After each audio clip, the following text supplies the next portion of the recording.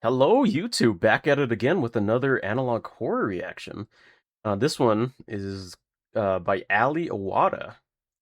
Looks like he's done several other dinosaur-related stuff.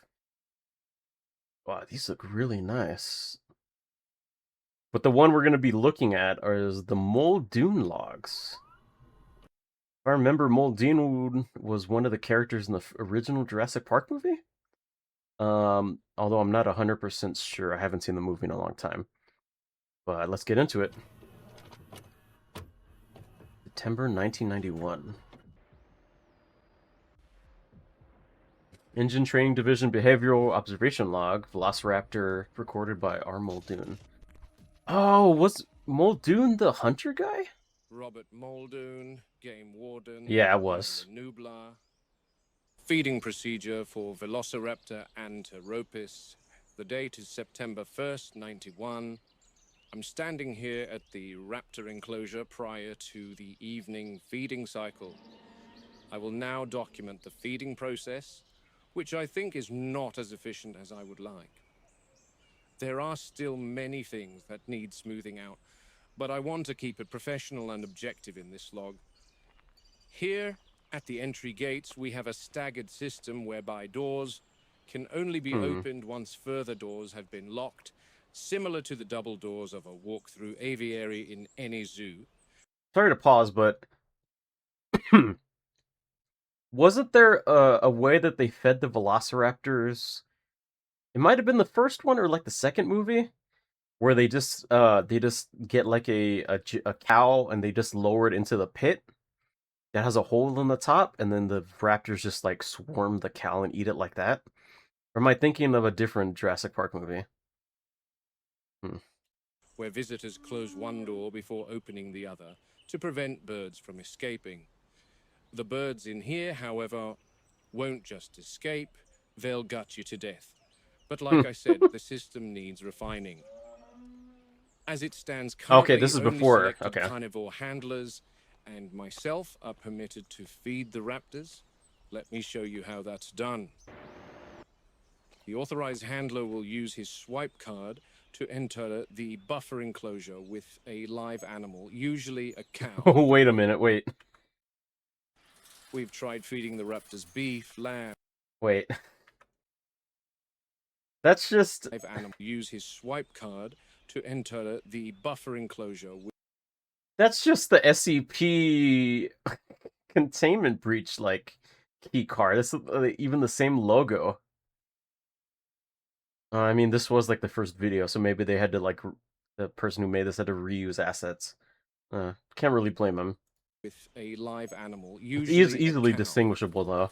We've tried feeding the raptors beef, lamb, chicken, pig, you name it, but they won't touch the stuff. Does it have to be alive? They need living prey because they want to hunt. Yeah, makes sense. They want to coordinate and take down a live animal. So Mm. we've resorted to bringing in a cow or a goat once every 3 days or so.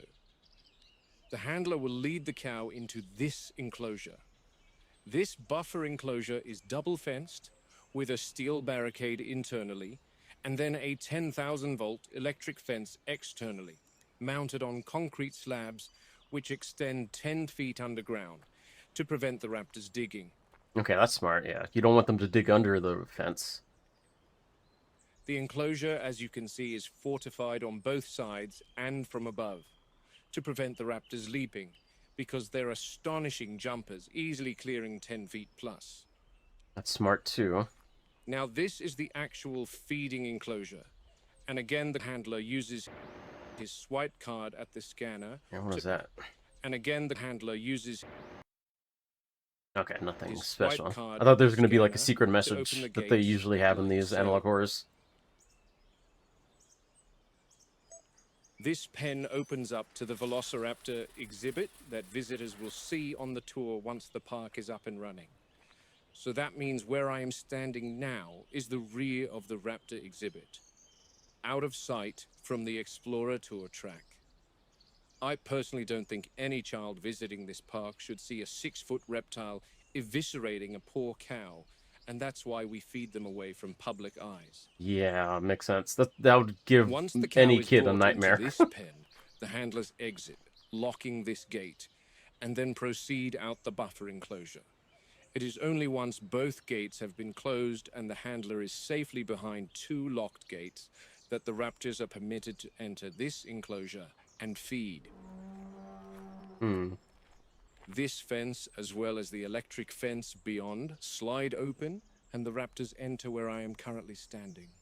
For obvious reasons, I will not open this gate. But Smart. that is essentially the gist of how we currently feed the raptors here, while the construction of the raptor pen a little further away reaches completion. Meanwhile, Jurassic World shows a T-Rex eating a cow.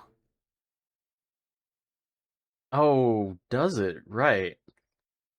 A cow and a goat, I think, right? From Jurassic World. I haven't seen it in a long time. But I know they show one of the fuck, what was it called? It was the not an Ivysaur, that's a Pokemon. Um one of the sea dinosaurs eating a shark. I forgot the name of it. Mosasaurus? Was it a Mosasaurus? Trying to remember. I think it was a Mosasaurus. Eating a shark in front of people. And we transport the pack there. Now, if we look out into the raptor enclosure, there are 5 female animals in here. We bred 8 originally, and then 2 more were cloned on Sauna, but one did not survive transport to the park, leaving one big one to join the pack in here. Hmm. When she came in, she took over the pride, killing half the original brood. Just 4 days ago, the big one killed a smaller raptor, so I'm always watching her. I don't believe we'll spot any of them right now, and that's probably because they are nocturnal animals, as are a lot of predators today. I've had many discussions with John about feed timing and whatnot, and possibly switching to nocturnal feeding, as daytime may cause stress and agitated behaviors. Yeah, I even had a splash zone. Yeah, I remember that part too. It's like fucking Shamu breaching The the last water. thing we want is an agitated velociraptor, believe me. And on that note, that completes this log of the feeding procedures. What the? Is that another? Shit.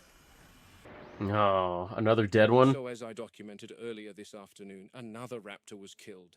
She was removed from the enclosure by a chopper, which was a disaster. She sustained a massive laceration to her underside and bled out. My guess is the big one took her out, but the enclosure cameras didn't catch it. There's Hmm. only so many cameras you can place across an enclosure the size of several football fields covered in dense vegetation.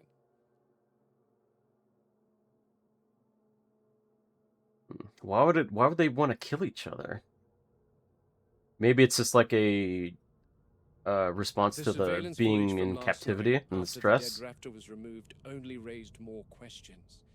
I noticed the remaining 3 females being very busy, but I couldn't spot the big one. Anyway, another one down. 4 remaining raptors. I'll document the raptor pack dynamics tonight. They're bound to change after another member dies. Hmm.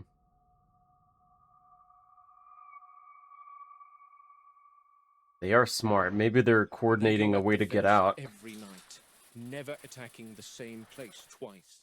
They test the fences for weaknesses systematically. They learn and they remember.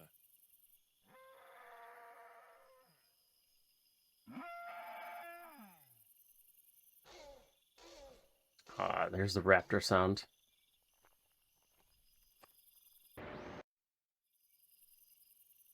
Oh, there's 2 of them. It looks like the original raptor design, which makes sense because this takes place on the That big island. one is a real problem. She's costing Hammond hundreds of thousands. When she was introduced, the dynamics of the pack changed significantly. Dominant from the start and absolutely lethal to any raptor that did not fall in line. She shows extreme intelligence, even problem-solving intelligence. She's looking right at the That way, camera. when she looks at you, you can see she's working things out. She doesn't test the fences anymore. She watches the others do it for her. They obey her completely. She directs them. I've seen that look before in lions and wolves, but not in reptiles. It's not instinct. It's something else.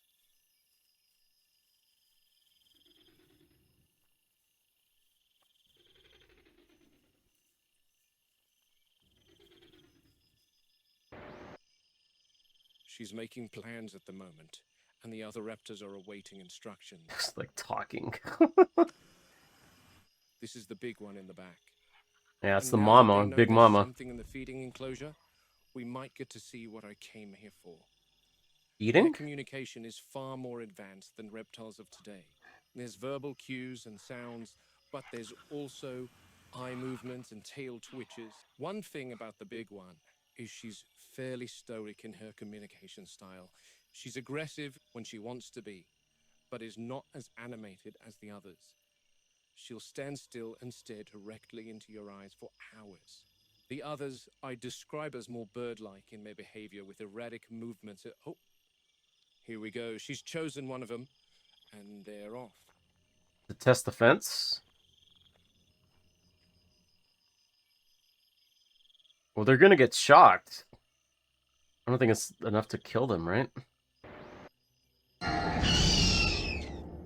These Oh. two are a few years older, and they seem to be the most loyal to the big one. They seem to be quite obedient to her. But where did she go? See, that's what she does. She gives out orders and then sits back and watches. Distraction, maybe? And these two clowns do her bidding. Clowns. Good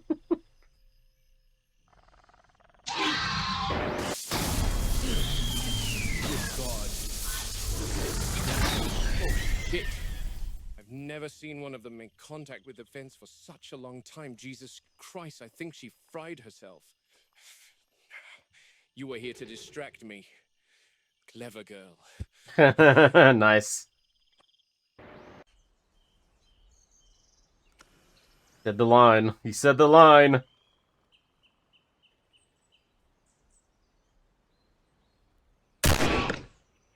Oh. The following morning, the big one and her two remaining minions were tranquilized so that our vets could enter the enclosure and inspect the raptor's injuries.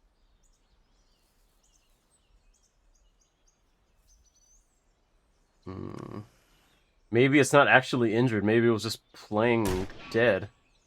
Technically, you know. You know what I mean? It's like playing injured, but it's actually still completely fine. She sustained third-degree burns to all four limbs and lacerations to her mouth. Okay, before never being mind. hurled some That's my 40 theory off feet the away window. from the electric fence. She smelled of charred meat. Consequently, she died. Ah, damn. This raptor in particular was far younger than the others. My guess is the big one picked on her specifically to test another region of the electric fence. This one mustn't have had the experience that the other raptors had, and couldn't manage to execute the task without frying herself in the process. It's taking I out would the less almost feel experienced sympathy ones. for her if I didn't have an obsessive need to have them all destroyed before one of them eventually figures out how to escape their enclosure. The sedated raptors were moved from this enclosure to a far more reinforced pen. Unfortunately, that wasn't without another casualty. Oh, right. That's from the beginning of the movie. Okay. Yeah.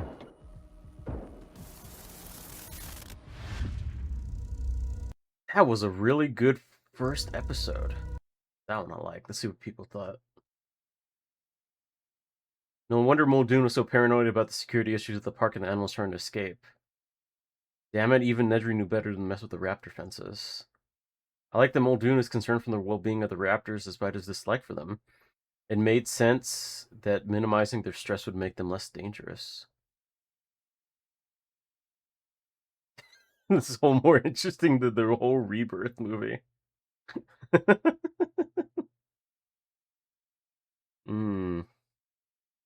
Okay.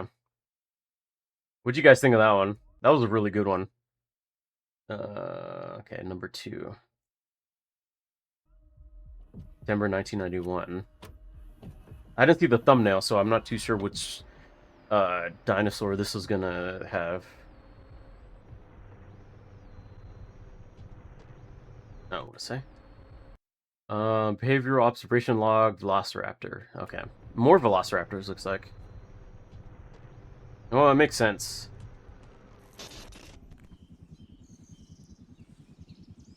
And there she goes. That's our boned raptor. Adios. To hell with a lot of you.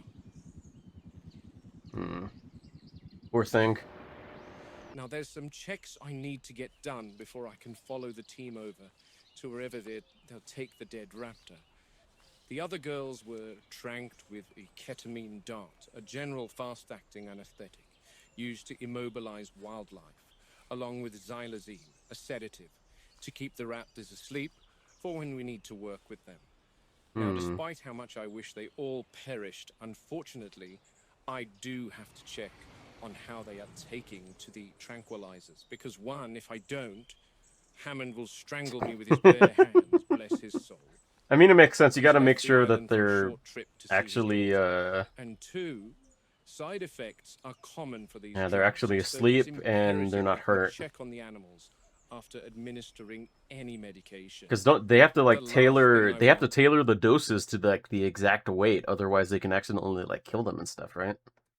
Is to have to tell John that we lost 2 raptors in his absence. This is one of the big one's minions, the younger of the 2. John calls her Storm, because when she attacks the fence, she puts on an electrical display Storm. akin to lightning. I'm not expecting any By the adverse power of Gaia, reactions to by have the occurred power of with the her, wind. as she's generally in good health. She's been tranked some half a dozen times before too, so I'm not concerned. But we'd always double check and look for the classic adverse reaction profile just in case. The major one is eyes open. The anesthetic ketamine causes a state called catalepsy, a trance-like state, where the animal appears immobile but still maintains certain reflexes. Breathing, that's The good. muscles around the eyes sometimes don't fully relax and may remain completely or partially open. In this case, as you can see, her eyes are closed, so I'm not concerned about her recovery I wonder from if the drug. they can build up a Another tolerance for sign it. to look for is increased salivation. I'm definitely not going to handle her muzzle, but judging by the distinct lack of saliva surrounding her jaw, I'd say she's good. All right, Oh, the big one next. It's wearing off! Robbie, get out of there. fucking She's spaz. still drowsy. Robbie, are you clear? Yeah, it's locked. The trank and the sedative are wearing off. Is everyone out? Where's Tony? Yeah, he's safe. Okay, that's good. That he's making sure all the other Good. guys are out. Get into the buffer enclosure and wait for me.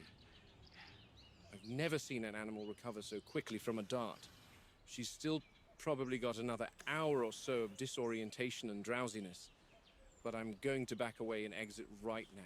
Christ, I've shot male African elephants in Kenya who took much longer to recover from that sedative. Might have something to do with the osteoderms on the skin, similar to those seen on crocs and alligators. A very tough hide to penetrate. The dart must have found some entry point, but the complete dose mustn't have been administered. That makes sense, Don't yeah. know what Wu's cooking up in that lab, but I'd imagine I am Mongolia concerned did not that use osteoderms. they're gonna But then be again, this is no Velociraptor. This is they're gonna have John some and sort of Henry's tolerance theme for park the Frankenstein mishmash monster. for the drugs. Pacing behaviors are often observed in animals in captivity. The repetition of this behavior usually correlates to when an animal's instinctive needs, such as space, stimulation, or the thrill of pursuit, are constrained or not met entirely. What may appear to visitors as restless movement is in fact a complex behavioral signal, a blend of frustration, heightened intelligence, and an unfulfilled drive to hunt. Among the raptors of Jurassic Park, this manifests in a particularly calculated form. The dinosaurs stalk the boundaries of their enclosure, almost on a timed loop. What's interesting is, at certain points during the night, the big one will stand in one dedicated spot. What she does next shocked me the first time I saw it. She appears to be calling to something outside the enclosure. That's not good. Maybe a raptor got out?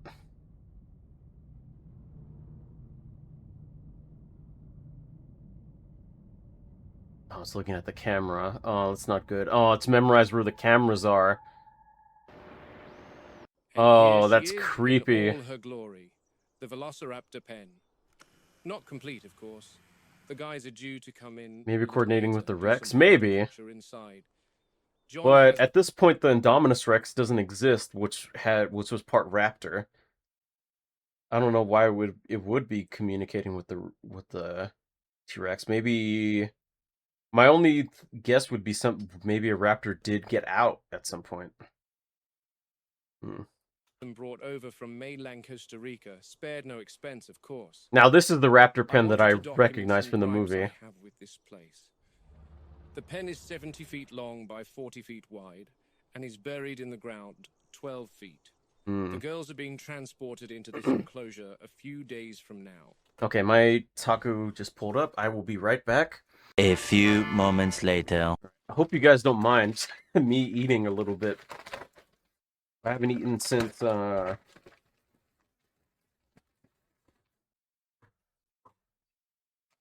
like what I think 1 or 2. Oops. Got me some tacos. Dude, I've been eating so much tacos lately. I feel like I've gotten addicted to them. We can do like a little break while I'm eating real quick. What do you guys think of this series so far? It's not as scary as I was hoping it would be. But I'm really liking how Muldoon is being so what is it? So stringent with like security, which makes sense given that one of the comments said that he was in the movie he was like really stringent about security, especially for the raptor pens. Now I haven't seen the first movie in a very, very long time. So I'm not too sure if this version of Muldoon in this like series is like true to his character in the movie. But he does sound like him. He sounds actually really cool. I feel like if they listen to him more in the if they listen to him more, then maybe the stuff that happened in the movie wouldn't have happened. But of course the stuff that happened in the movie was because of Nedry taking down the security to the fence so he could get out with the with the embryos for the dinosaurs so we can sell them off. I'm liking it. I like the behind the scenes stuff. Yeah. Another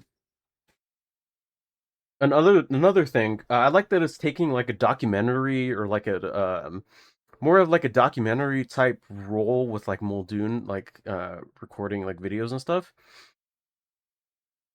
And I can tell that this isn't gonna be like, oh, they're making like secret dinosaurs, like the dinosaurs can talk type stuff, like genetic experiments. It's actually following the events of the movie very closely. So it's gonna be like more true to form for the movies, if that makes sense. I like that. That's really nice. All right. I'm gonna be eating. Hope you guys don't mind, but I will try not to talk unless something happens that I want to commentate on. The guys coming tonight are supposed to be planting this pen up with foliage to give the raptors privacy to mitigate stress and provide some shade from the sun. It is essentially a concrete pit in the ground with an electrified fence ceiling. Unhappy with fortified concrete, as it's almost impossible for the raptors to escape. Almost. Let's head inside so I can reveal my issues. And boy, other issues. If we come around here, this is the transport door. It allows... Also, I don't know if I mentioned, but this is the one that was in the first movie. And I if you remember, I mentioned it earlier in the beginning of the series. where there's a scene where they lower down a cow into the pan and they just like immediately fucking like eat it and shit and kill it. This looks more like the one I remembered when I originally saw the movie. The transportation container to attach to the pen and a smooth transition to take place, which I love. Mm-hmm. Inside, here is our new raptor enclosure. Not huge, and that's one of my concerns. We're talking about ambush pack hunters, 3 of them, constrained to living quarters not much larger than your average apartment in Leeds in the UK. These are wild animals that have needs, and furthermore, are highly intelligent animals. This is just gonna And what stress them happens out to even highly more. intelligent animals kept in cramped Yeah. conditions? They display disordered behaviors. They need space to run. To exercise. After all, they're not called velociraptors for no reason. These things can match cheetah speeds, 50, 60 miles an hour if they get out in the open. My other concern is why the bloody hell has John approved this containment pen to them anyway? Are raptors not on the tour anymore? Why are they being cloned if their temperament is counterproductive to the park's turnover? It doesn't make sense to me. Feels like John isn't telling him Anyway, the my whole last story concern with is all this. This is the remote-controlled door that is supposed to let the feeders drop a live cow into the pen using a crane.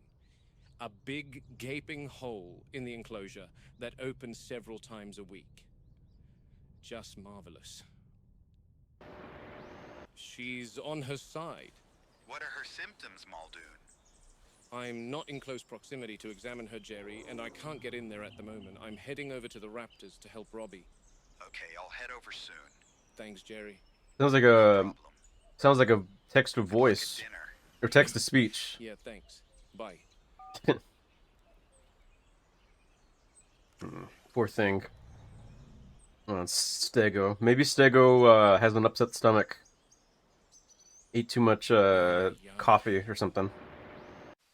Ate too much coffee. Muldoon, Drank too again, much coffee. Warden, Velociraptor Containment, Isla Nublar. It's the evening of September 9th. I'm documenting the raptor feeding protocol. It started raining, but after a long conversation with John, I have finally been granted permission to perform the procedure at night. After a bit of Nice. back and forth and some nasties were exchanged, he called me an alarmist, I called him a mad scientist, but at the end of the day, no hard feelings either way. I think this will help with raptor aggression.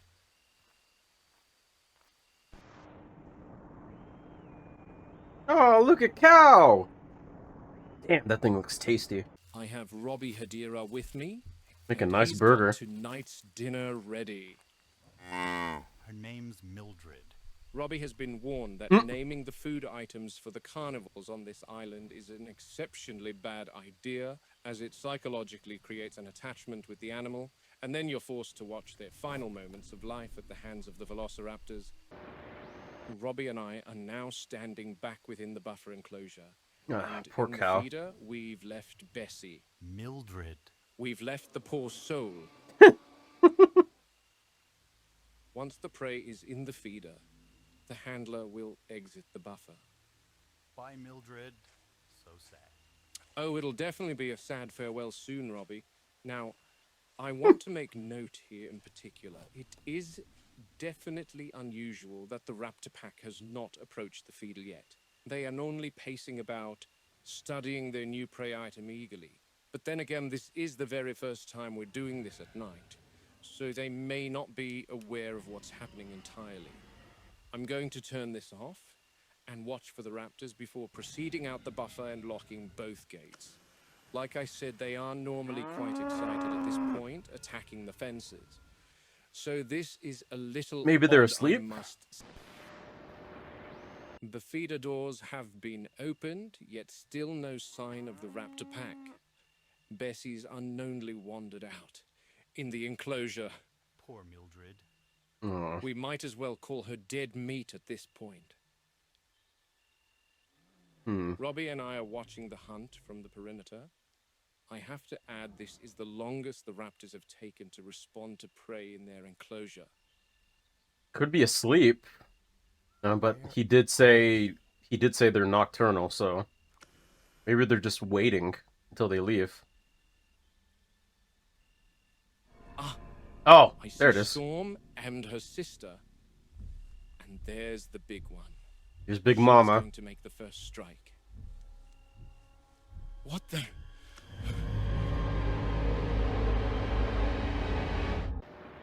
Oh, was that a undocumented raptor?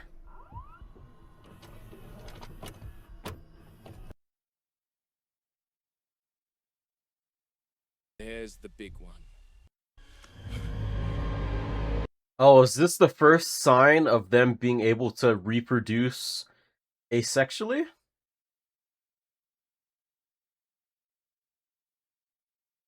In the book, the raptors were not the only problem. The rexes would drink the water in the lagoon and get sick. The trikes would fight for dominance. That preempted the herd to be separated. The Dilos forced delays in Jungle River Riot as a threat to of the Dilos. Bidding on the guests on the boats became a problem. The Authties would jump the fence. It would be nice if you show Muldoon have to face these problems. For me, the videos are amazing. Okay. Watching him from the side. The reveal of the fourth raptor at the end is great. Felt the anxiety of the situation. Hmm. Yeah, if only he'd listened to Muldoon. Hey, welcome back, Strike. Okay. Interesting. The introduction of a third raptor that wasn't accounted for before.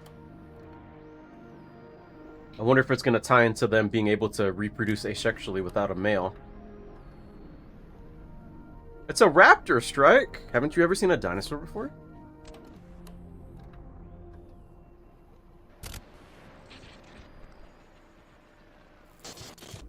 Jurassic Park. Robbie, run to the Jeep and radio Arnold. Yep. What? No, no, no, no, no. Where did you go? No, damn. Arnold, you've got some explaining to do. Robert, calm down.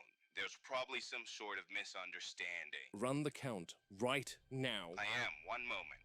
The computer is analyzing. I start reading. Okay. Okay, done. Total animals expected, 238. Total animals found, 238. Everything's accounted for. Give me the raptor numbers, Ray. Velociraptor, total number expected, 4. Total number found, 4. How can that be, Ray? We have 3 velociraptors. Well, Wu did approve the transfer of one juvenile from the nursery to the enclosure recently, so that makes 4 Muldoon. He what? Oh. Why the hell would he not inform me about that approval? Muldoon. And 2, does he even realize that we tranked 3 raptors before entering the enclosure?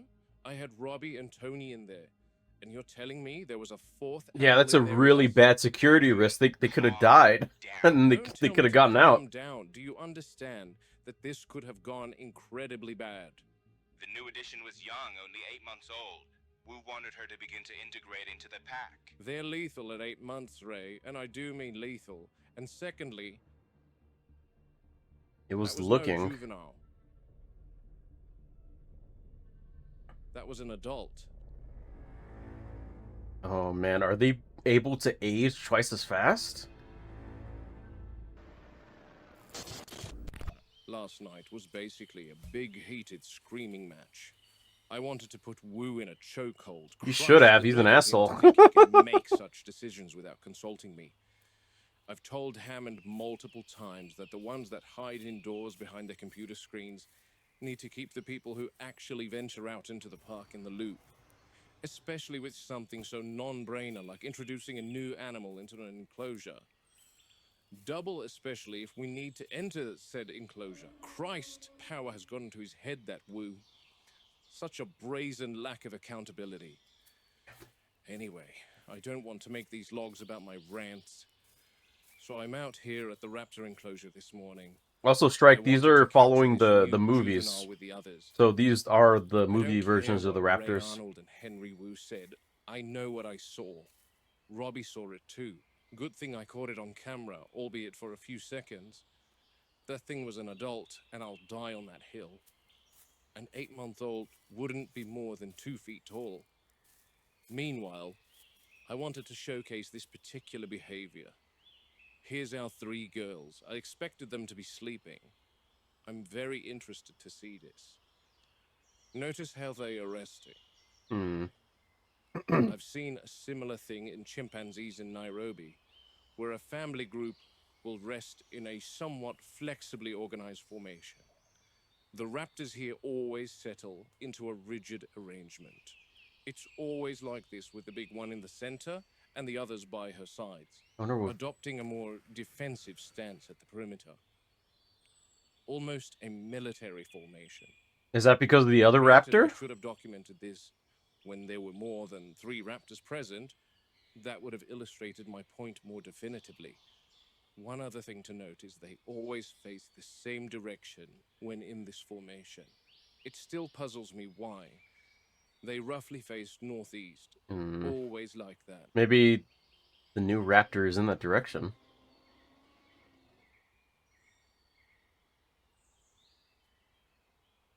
One last observation. I don't see this so-called new juvenile from last night. I've been here since sunrise and nothing. I've tried to look back through the surveillance camera and motion sensor data from last night. I could not see anything. That's not good. It was raining torrents, so I couldn't get anywhere near it last night. that's that's the fucking TikTok text to speech voice. And what did you hear exactly? I couldn't be sure over the sound of the rain and thunder, but they were all bellowing loudly, and you know Martha and the gang, they're normally pretty silent, so I decided that it was too dangerous to head over in the storm.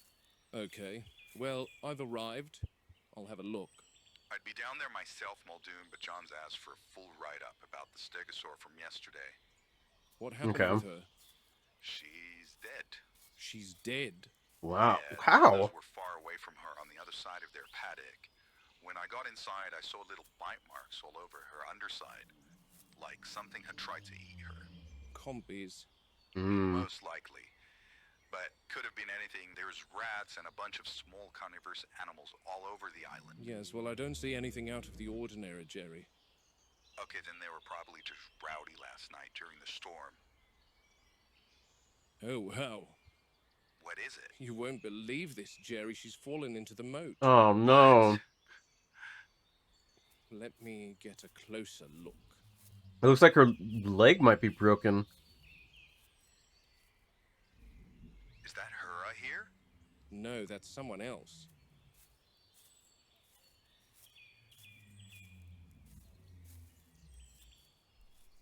It's Martha. She must be upset.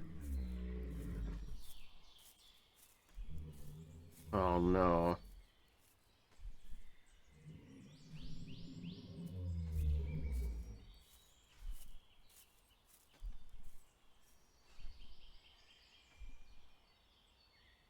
Yeah, Jerry, I think the fall has killed her. She seems pretty busted. I can see Oh, what looks like no. a broken forelimb. Damn it. The Euoplocephalus never approached the moats. That's so strange. How did this happen, buddy? I don't know. No, I'm talking to Martha. Get her to give you a full statement, okay? Something must have spooked her, maybe. Or she got disoriented during the thunder last night. I'm going to need a crane out here ASAP, Jerry. Damn, that sucks, Yeah, will man. do. These ones are Aye. normally pretty friendly and Usually pretty docile, good about staying away from the moats. They don't even like to step off but one they can foot usually before fight off I mean the T-Rexes moat. because they Someone have the coming down really with a strong crane, mace Jerry? tail. Yeah, I've called them. They won't be long. Okay, good. Did you figure out the stego's cause of death? I took a blood sample and ran toxicology. She had raised liver enzymes, and the test came back positive for meliotoxin. Damn, what a way to go. Yeah, it's sad. This Anki is definitely dead. For something of this thing's weight, it's quite a fall to sustain. Damn. She's not breathing. I assume died on impact. Man, these dinos are having it rough. Now you, stand back, please. We don't want you in here as well, Martha. She's upset, isn't she? She's peering down into the moat. The Euplacephalus have formed a tight-knit little group, so it must be a bit of a blow to see her friend in the moat. Yeah. I can imagine.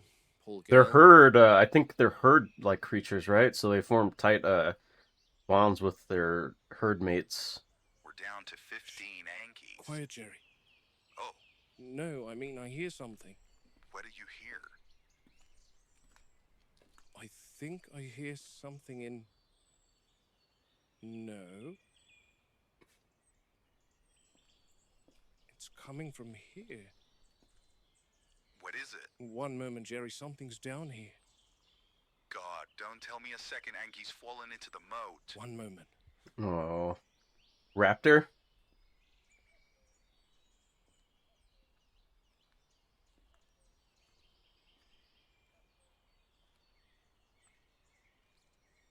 Fuck, don't tell me it's a raptor.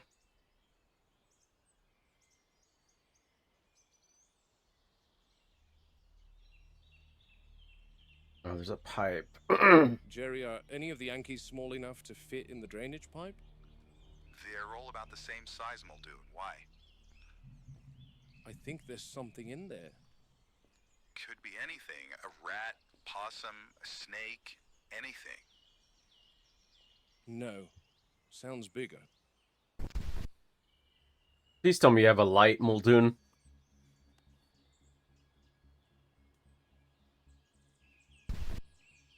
You fucking don't. Okay.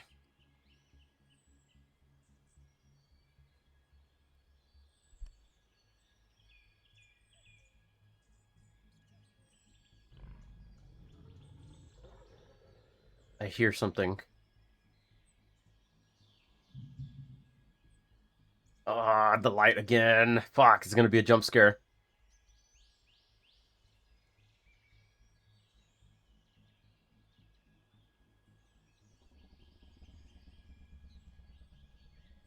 It is really nice that he has a shotgun. Anything would probably either get really hurt from the shotgun or killed in one shot. No, you Right. fucking. Muldoon, are you okay? Yeah, Jerry, yeah. False alarm. It's just a I'll be fucking waiting for the bird. crane. Euplacephalus is built like a tank. 9 tons of armored stubbornness. Lucky that crane is rated for 12 tons. Otherwise, that heavy girl would drag the gantry right in there with it. Toughest hide in the park. Yeah. The armor that kept the Euplacephalus alive is what did her in today. Sorry for your loss, Martha. Poor girl.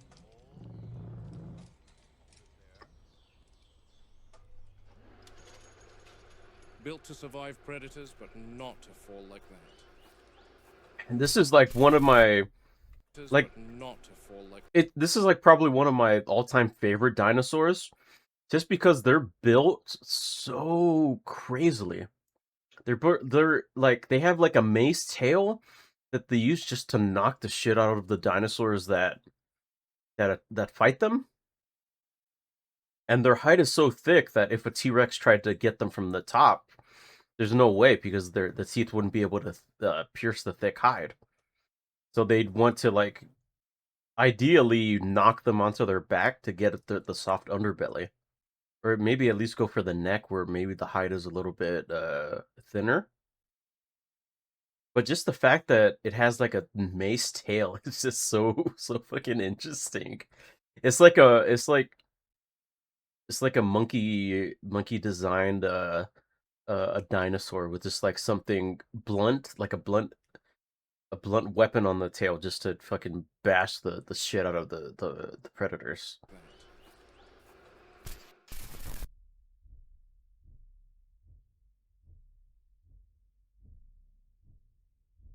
that. Mm.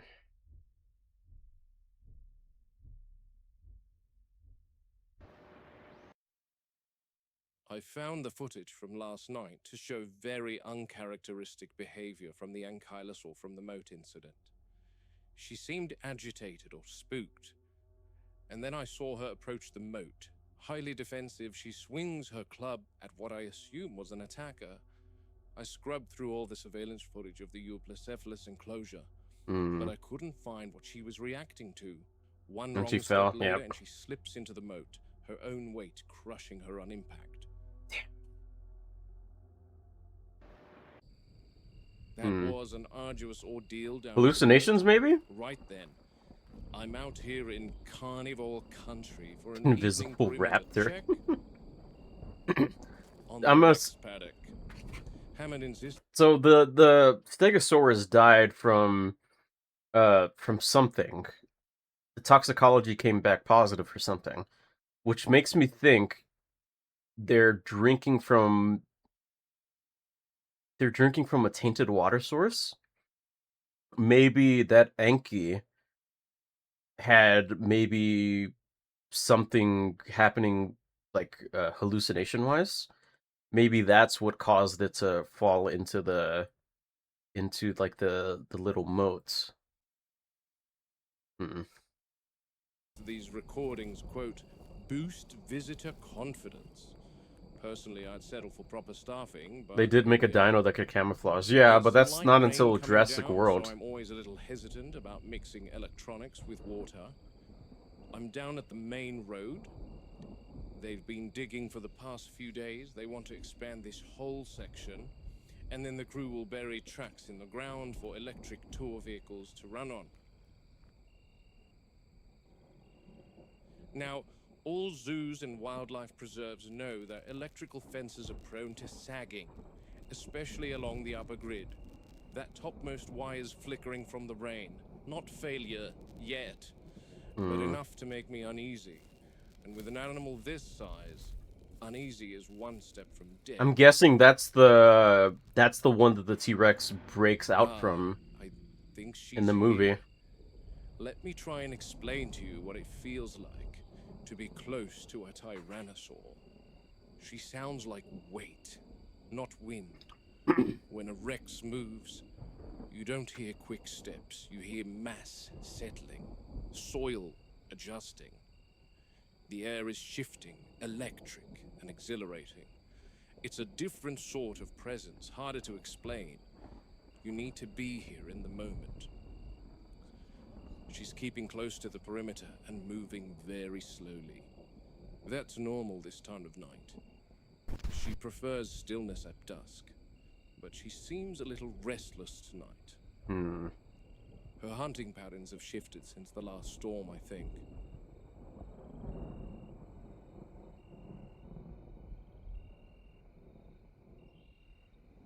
From what I remember from the T-Rexes, they weigh a lot, but they have really soft feet. So you won't be able to hear them if they sneak up on you. You're Did you dead catch already. that? Not a roar, more a confirmation. She's testing her voice, gauging distance. Big predators don't waste energy unless they're calculating something. Yeah, they don't want to She's waste energy clever. on something that's going to get them killed. Far more than the board wants to admit. I can hear her moving. That's why Toes splayed, they're more maybe a little likely deeper just on to the run left, away instead of limping fight back slightly, unless could they be an know they can injury kill something. or just the terrain. But a wounded apex is the worst kind, much less predictable. The sounds of the other animals in the park must be igniting her hunting instinct and making her restless. All of these If that top dinosaurs are wire just drops so during another stressed storm, out. Even for a moment, she'll know. Animals don't need voltage meters. They feel micro vibrations. She'd sense the lull and approach it, no hesitation. I'll log a maintenance request, replace the midsection coils, reinforce the post line, and, most importantly, notify staff that the Rex is exhibiting territorial agitation. Whether anyone listens remains to be seen. Fuck, if only they listened to Muldoon. She's pacing me along the fence, staying parallel with me. Hard to see her, the rain's masking her body signature, and and she knows how to use cover. Yeah, they're apex She's predators for a patient. reason.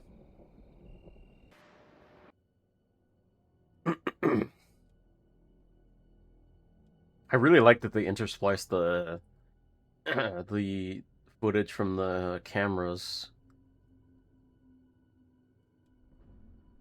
Oh. Damn. I wonder if that's Rexy or if that's another one.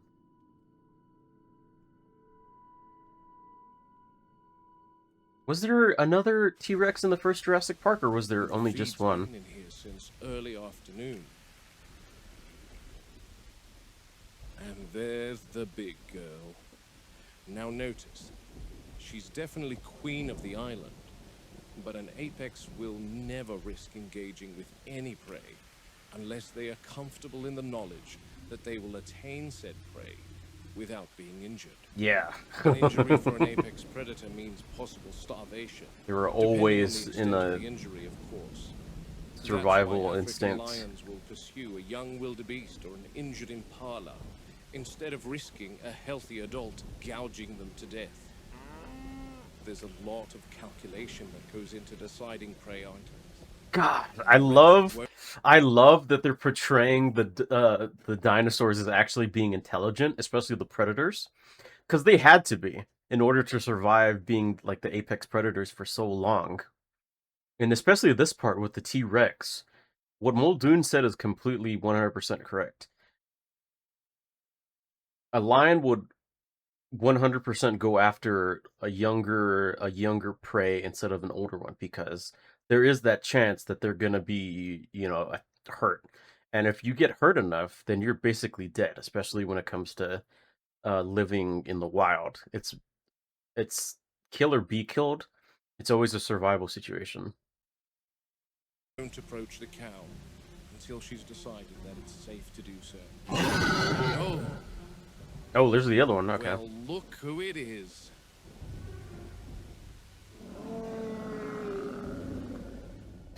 Just looked at it. Oh, that was cool.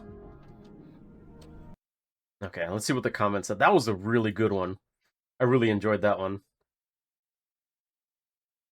It's funny how most of the park's problems could have been avoided if they just listened to Muldoon. The utter excitement I felt when you did the expected number moment. This isn't movie-based, it's novel-based. Muldoon is gonna live. Huh. What does that mean? Not treating them like they're stupid. Yeah, because they're not stupid. They're intelligent. Not as intelligent as humans, obviously. But they're able to think in their own, their own way. And able to gauge threat.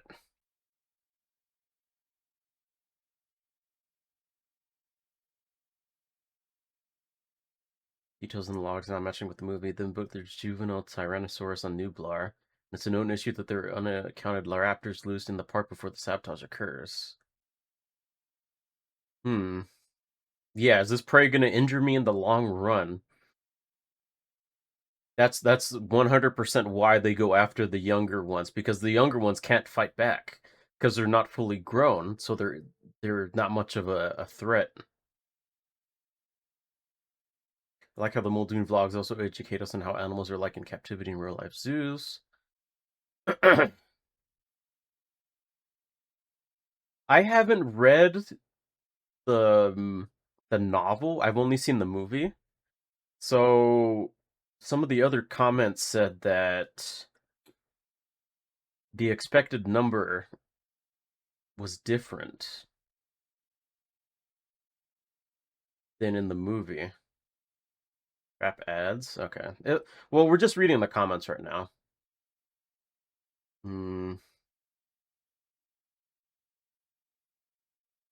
Rexy Jr. Thing in the pipe scared me.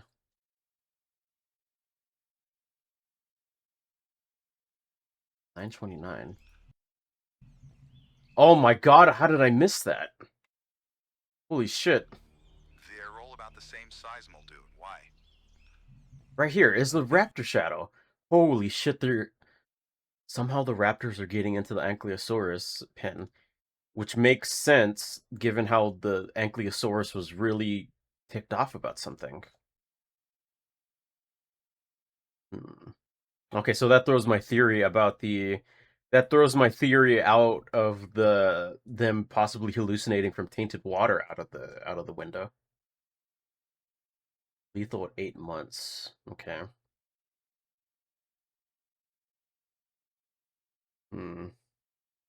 In the book, Ian tells them to run a system at the limit of 238. Then he asks them to rerun the numbers without the limit, and thus life finds a way. They find out they're breeding. If you have not read the book, you need to, at least an audiobook. Okay, so it's a blend of the movie and the book. Oh, that's really interesting. I like that.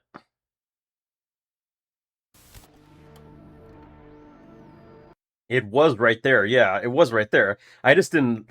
I was too focused on the. I was too focused on the pipe. I was too focused on the pipe to really look at the shadows. That's really good direction.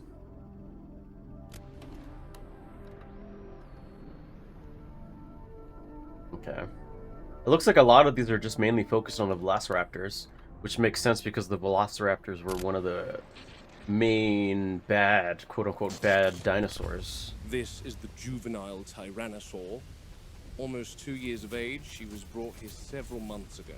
Oh, understood. The lab wanted...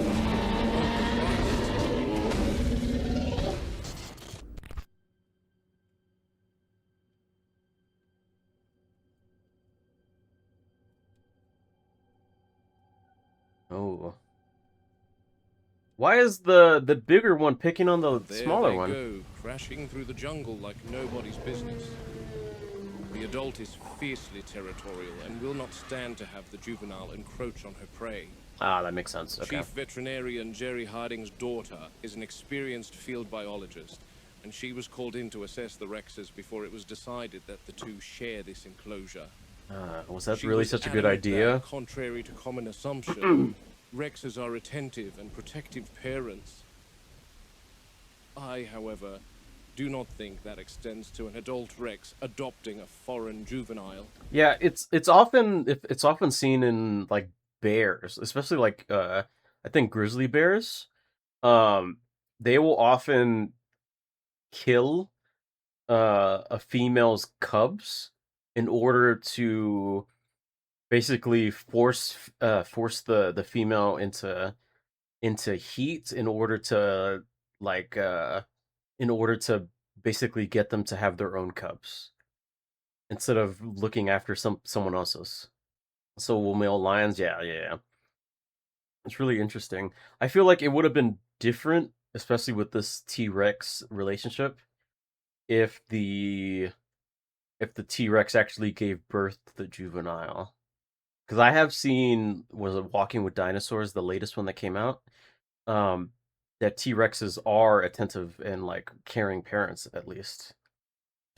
Unfortunately, I don't see any way these two can coexist in the same enclosure. But they are the rock star attraction here, so it should go without saying that the needs of the animals, once again, take a back seat to making profits. It's gonna end up with the adult one killing the smaller one. Before this storm gets worse.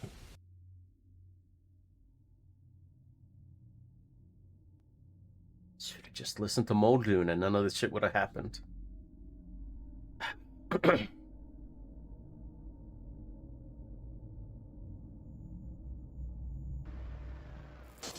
Tell me the exact number. It's S/E/08. Yeah, I'm on the east perimeter now. Is it freestanding or mounted in a tree somewhere? I'm not sure, Muldoon. I think it's in a tree. Oh. Oh, shit. No, it's freestanding. Well, it was. Your motion sensor is now being flattened by a 20-ton sauropod. Oh, man. All right. Let me check this out. I'll call you back. Thanks, Muldoon. Jurassic Park has quite a sophisticated surveillance system. Is it incorporating image recognition and motion sensors. Trying to That's see if how there's the total breathing. animal tallies are calculated. This is one of the motion sensors. Arnold immediately received an alert in the control room that one had gone offline. Was Arnold He'd radioed the maintenance Samuel crew, Jackson? but they seemed to be held up at the main road. So I've come here to see what happened to the sensor. Clearly, this big girl has decided to lay right on one. Oh yeah, Arnold was The issue Samuel with the Jackson's cams and character the sensors is there needs to be many of them to cover the expansive land area when of he's each the of one the that got enclosures. murked by the And raptors. some are huge enclosures. But you don't want to litter them every few yards throughout the paddocks. That will cause them to be damaged by the animal's movements, and also take away from the intended natural aesthetic of the paddocks. He sounds so when annoyed you by erect that. them on legs and plant them in an enclosure where you have 20-ton foot traffic, you get things like this. Hmm. Normally, I'd have Harding come see her, but my role here is to triage the concern, actually discover if there is a need for a vet. Hmm. All right, an apatosaur's down on its side. First order of business. Confirm whether it's injured or simply resting. Animals that size don't lie prone unless there's cause. For animals that size, lying down could cause pressure on internal organs. Yeah. Sudden pressure on the lungs from this posture can be dangerous. Don't even know how long it's been like that either. I'm watching the rise of the rib cage, slow but steady. Breathing appears normal. I'll approach from the front, where I'm in its line of sight. I'm looking for signs of trauma or dehydration. Oh, that's the head. Scanning I the thought that was flank now. his tail. No abrasions, no swelling, no indication of a fall. The soil's undisturbed around her, suggesting she settled here intentionally, and not from a fall, which is a relief. Hmm. Skin tone is normal. All Maybe it's signs sick? point to a relaxed, healthy animal. Apatosaurs will sometimes lie on their sides to relieve limb pressure, or to doze during the hotter hours of the day. How hot has Not it common, been? but not dangerous when the ground is level and the animal's in good condition. Apatosaurs are robust animals, but once they're grounded, it becomes a race against their own weight. The longer a sauropod stays on its side, the more strain builds on the heart and lungs.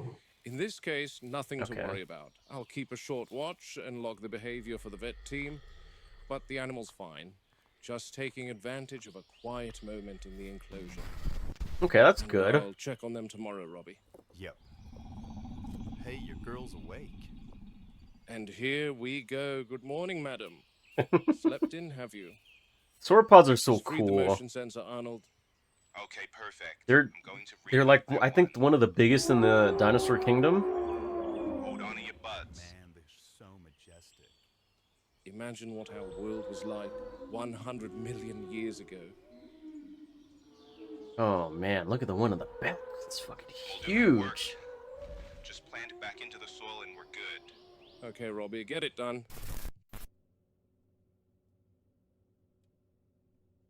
No, that's not smart.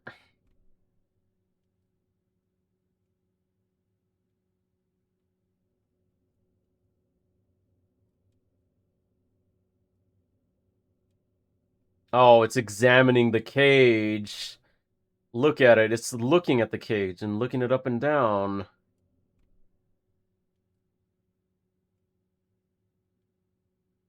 Damn, that's a smart-ass animal.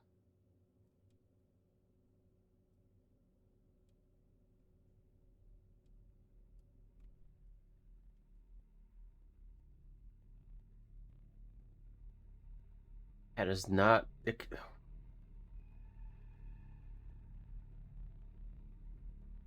Really, that's a... I wonder if it could jump that high. Maybe? I'm not too sure. The zoom in would made it look goofy.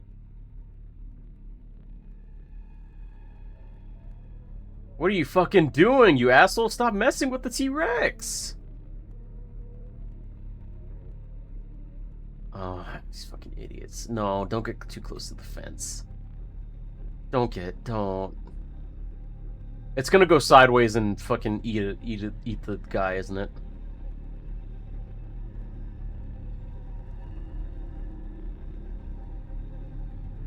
Okay, never mind.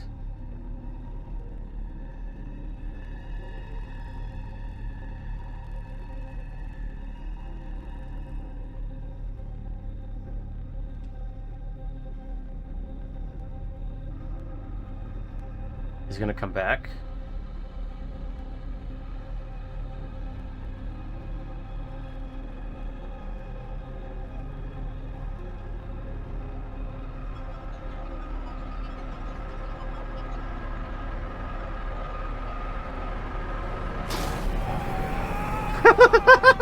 Oh shit. Oh my god. It came out and pulled the thing, it pulled the guy towards the fence and got him shocked. Holy shit, that's smart.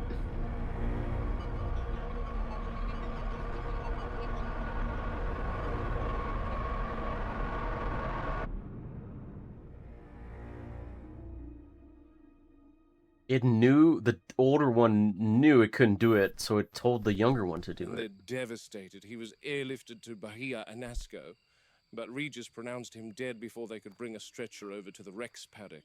10,000 volts will drop a bull elephant, and it damn near cooked him where he stood. The current Yeah. hit him square through the back of the neck and head, burned straight through the helmet, and left deep char. Yeah, there was no way he was gonna survive that. Tight as a steel rod. Oh, I saw the entry burns plain as day.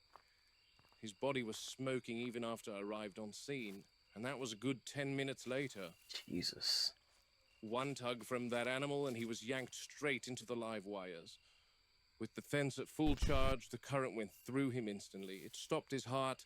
There wasn't a second of struggle after the jolt hit. Clean, immediate. A damned waste.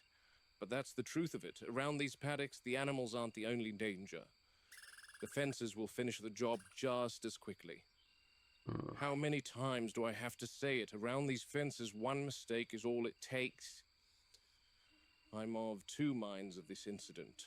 Of course, that was a fellow human being with thoughts and aspirations, and I send my deepest condolences to his family. Yet clearly Gonzalez was lost in conversation with his friend. He's back to the paddock. He didn't even see his attacker. Perfect You prey can't material, turn your back yeah. on a predator ever.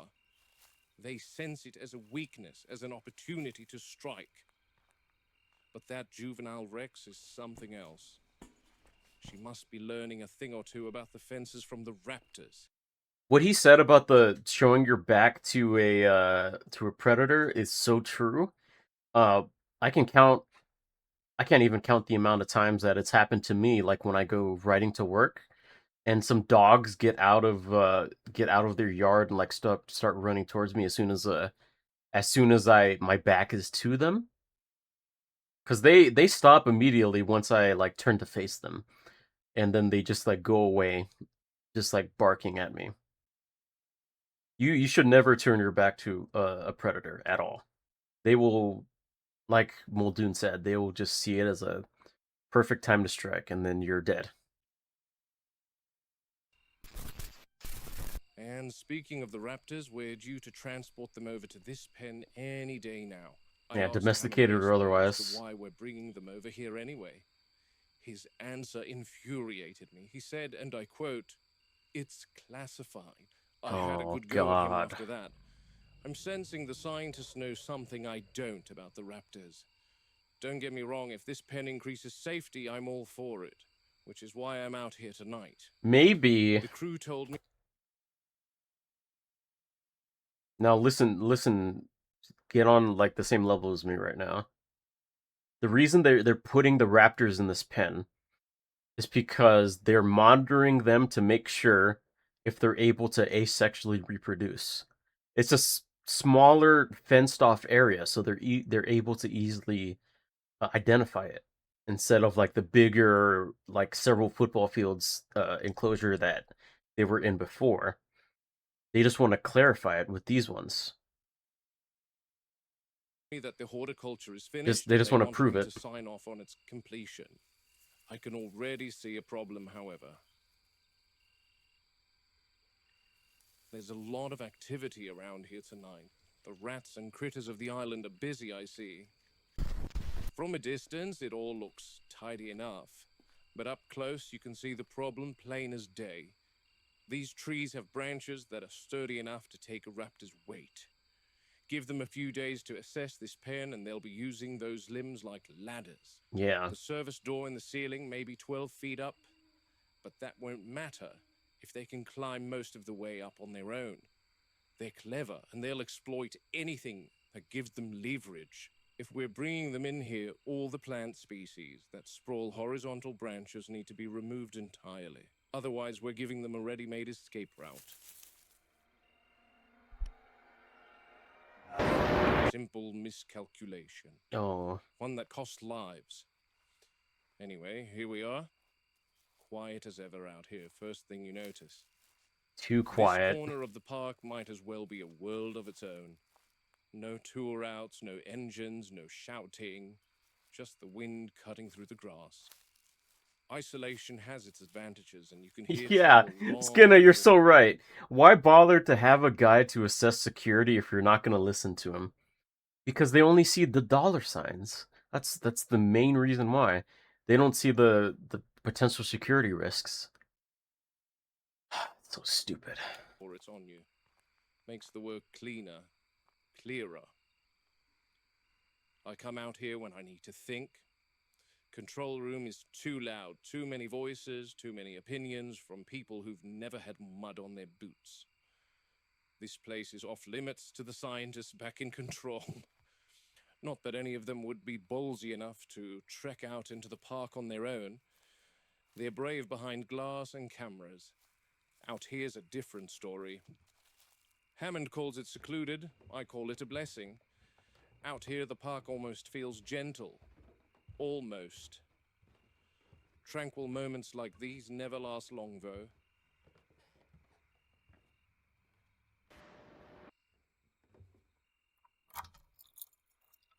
Hmm.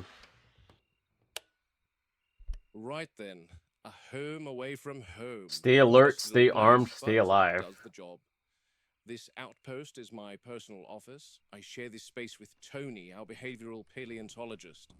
Sharp as they come, though he's got a knack for spreading papers everywhere. His time is spent between here and Site B. That's Tony's desk. Man's a genius, but he types like a woodpecker on caffeine. My cubicle's over here, nothing fancy. Field logs, radio, World's maps of the best island, shit. Or everything shift. I need. Something. That cabinet, tranks, flares, shotguns, tools you pray you won't need, but out here you're a fool if you don't keep them within arm's reach. There's the main stash in the garage, but I've also got supplies here. Place may be small, purpose-built, and it keeps the park at arm's length long enough for us to think. Not a bad perch for the start of the day. Good place for a proper drink, too. Away from the shenanigans or the computer scientists up at control. I enjoy the tropical nature of this island. Vastly different from the drier climate of Kenya, that's for sure. From here you can see half the bloody island.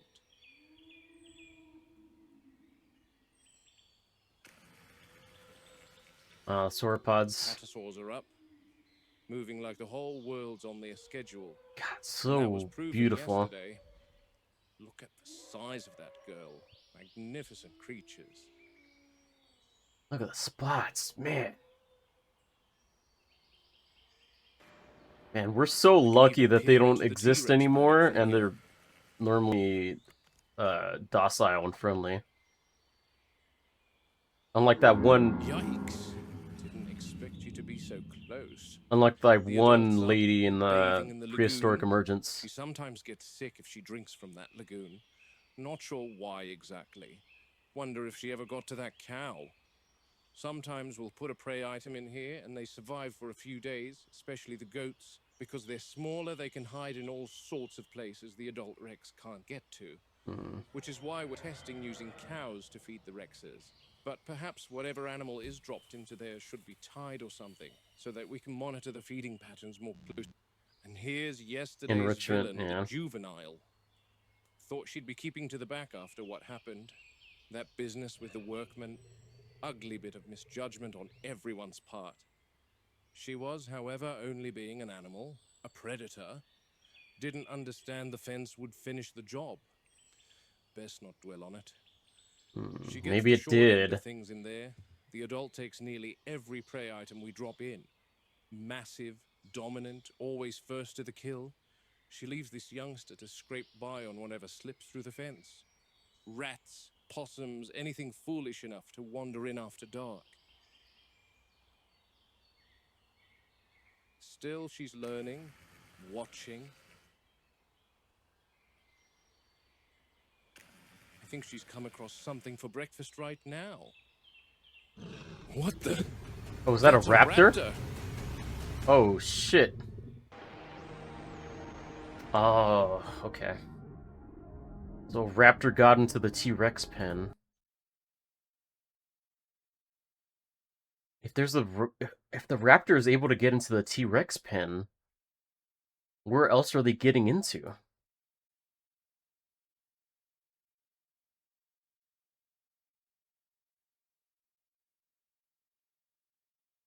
Yeah, there's that one.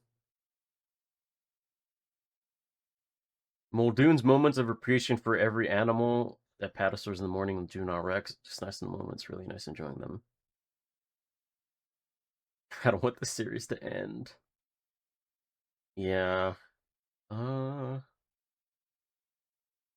This park was an amalgamation of safety hazards without even needing to have the dinosaurs there. It's true.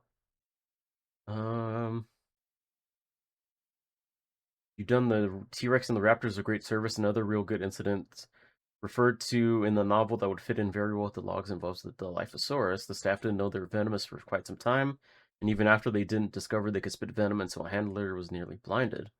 Muldoon wanted the venom gland surgically removed since it could go right through the fence and be a danger to staff or guests. But 2 attempted surgeries on live animals and failed to locate them, and Hammond refused to allow the Dilophosaur to be killed for a full autopsy. As the series goes on, I'm feeling more and more sad for the dinos. They aren't properly being cared for, and Muldoon's frustration about that is obvious. Why hire experts if you're just going to ignore everything they say? Because hiring experts look good in the PR materials. God.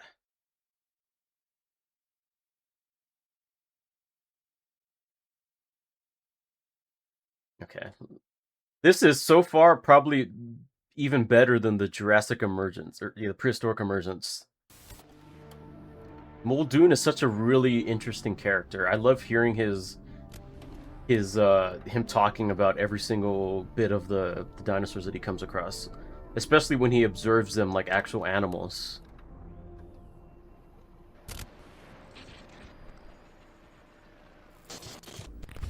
This is the juvenile. Oh wait, we already saw this one. 5.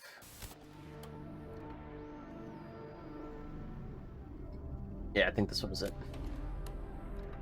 Yeah, the Rex got the raptor. And we saw in the other previous video, one of the raptors got into the Anki enclosure. So how are they getting out? Robert, there's no question that's a juvenile raptor. The one that Wu approved to join the original 3. Understood. No arguments there, Ray.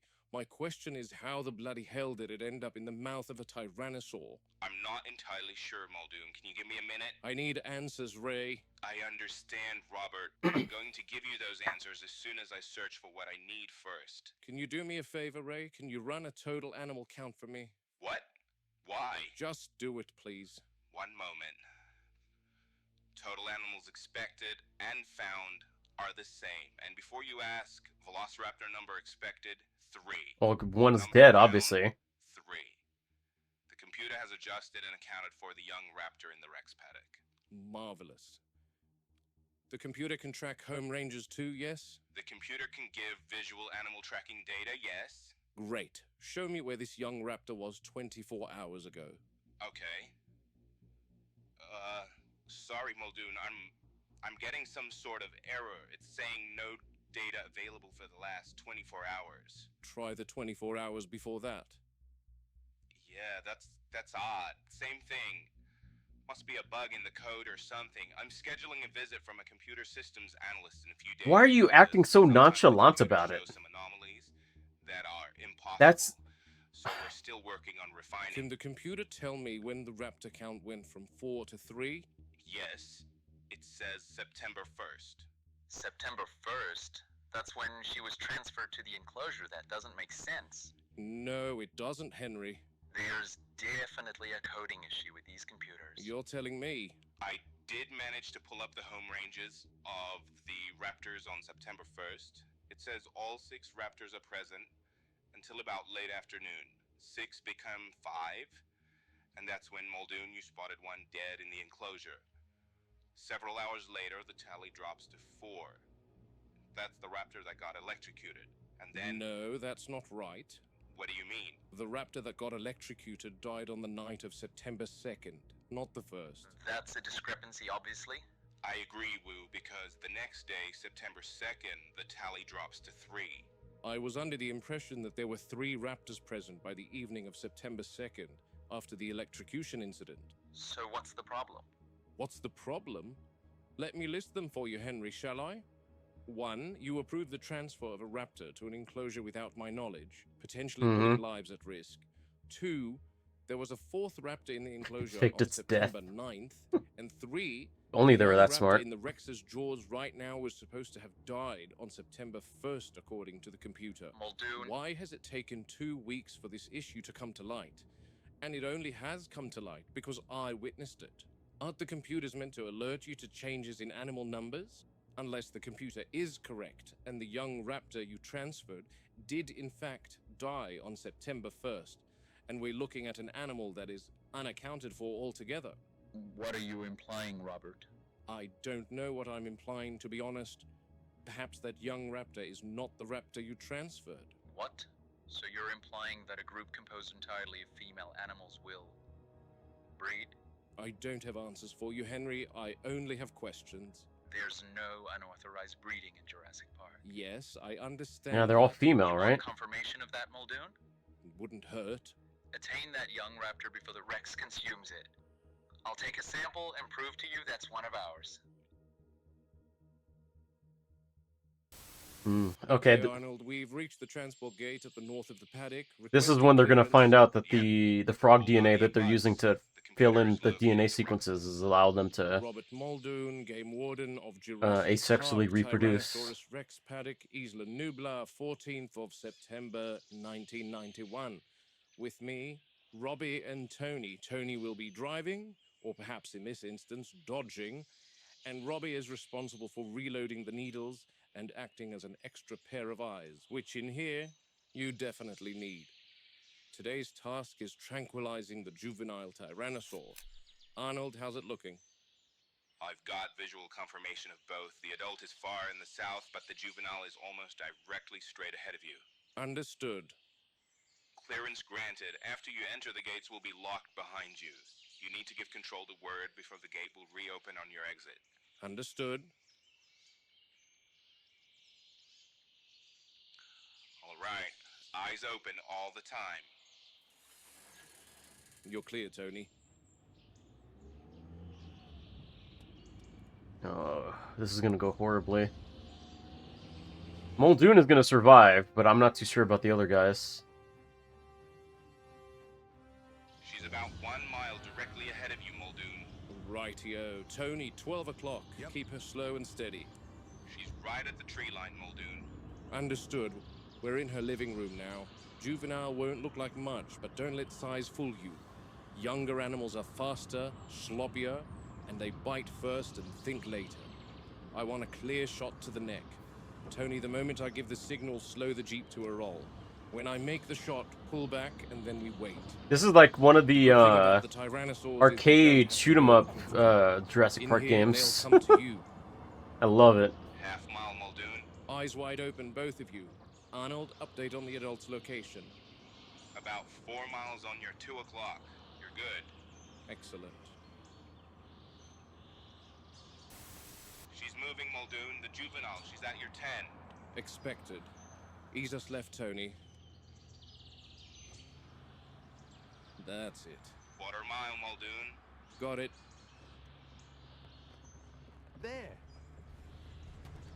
Good work, Robbie. Arnold, Robbie's made eyes on her. Keep yours on the adult. Gotcha. She's making a dash. She's decided flight, not fight. Good, Probably good. because she wants to keep that prize in her jaws for herself. Tony, I want us parallel with her, but give her enough distance so she can come out from the tree line. I want her away from the trees. When she comes out, I'll take the shot. The last thing I want is for her to injure herself, go thrashing about out of fear and disorientation. Tiring her to a slow jog would be ideal. That way she can drop on the spot. Come on, Muldoon. That's it. Keep some distance. She's definitely tiring. There's gonna have to be a point where she's gonna make a stand, right? And show off the neck for the shot.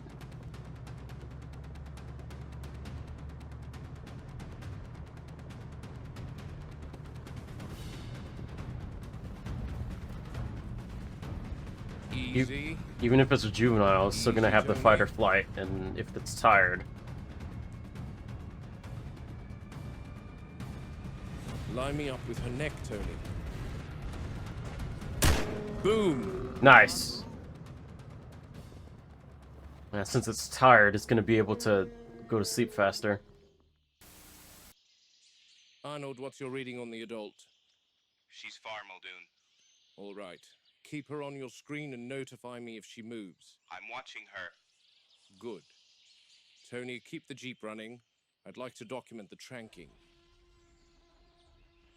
Stay sharp. Your eyes constantly scanning.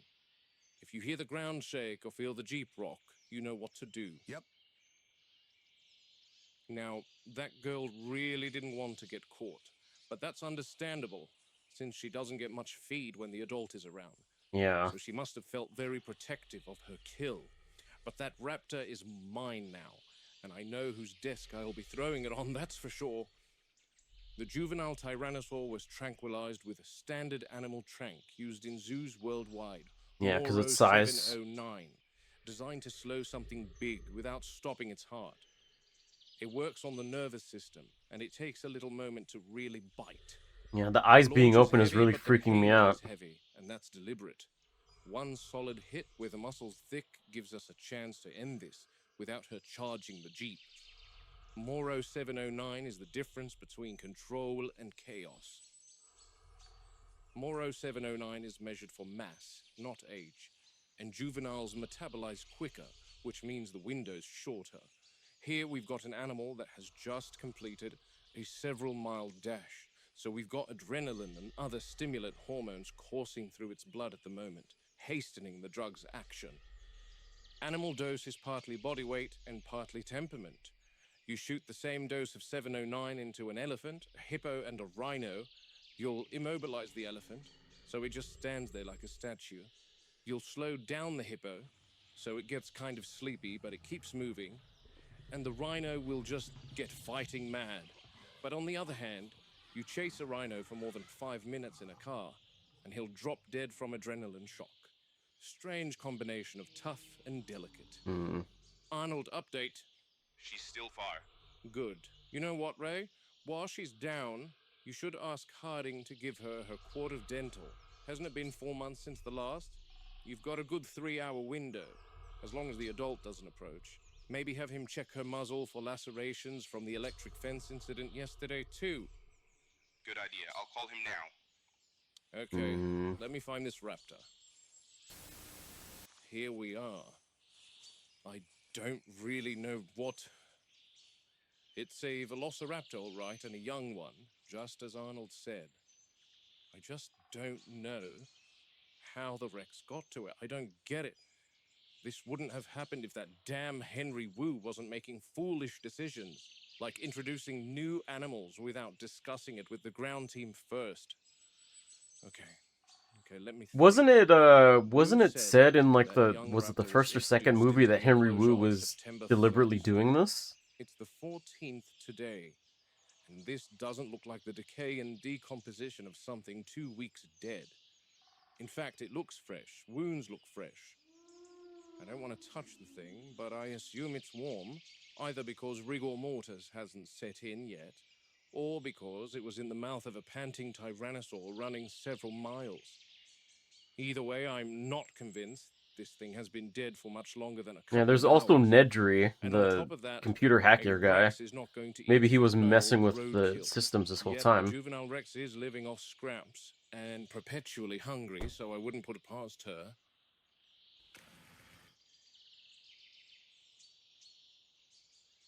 It just doesn't add up, and this enclosure is so large it'd take weeks to do a deep area sweep to look for any sort of answers. Much the same needs to be done with a raptor enclosure. Is there something we've missed? Something allowing the passage of a raptor from its enclosure into this enclosure? And if so... Muldoon! Christ, Arnold, is the adult approaching? No, not that. Then what? Muldoon, the computer is showing there's a velociraptor near you. No, you don't say. Not that one, damn it. There's one about 300 feet to your left. What? Oh, Muldoon? fuck. I'm here, Ray. Can you see it on the cams? I can't see it, but the computer has recognized it as a raptor. But that's impossible, right? Improbable, but never impossible. Robbie, Yeah? get back in the Jeep. You okay? Go, now! Ray, give me a count of the raptors. Yep. It says 4, Muldoon. Explain that to me, Ray. Either the computer is buggy or it's counting the dead raptor. Wu didn't release a whole pack of them into the Rex paddock without telling anyone again, did he? Let me look into this. Give me a minute, Muldoon. Oh my god. Does anyone keep track of anything? Oh, this is so, like, the most unprofessional piece of shit I've ever seen. Why? Ray, I'm just looking at this, Muldoon. what do you see? Because I see no raptor. This is a little out of my depth. 1 minute. How does the computer know it's a raptor? Image recognition. An image of a 6-foot-tall theropod. Essentially. Tell me how the computer distinguishes between the Hypsilophodons and the Othnielia. They're virtually identical from a physical standpoint. Like I said, Muldoon, a little out of my depth. As Chief Engineer and Computer Systems Manager, I'm overseeing power distribution, security systems, and automated controls. I'm not a programmer and systems architect. I don't create the software. Oh, wow. What? The raptor count is back to 3. What the bloody hell is going on with your damn computers? I'm just reporting to you what I see, Muldoon.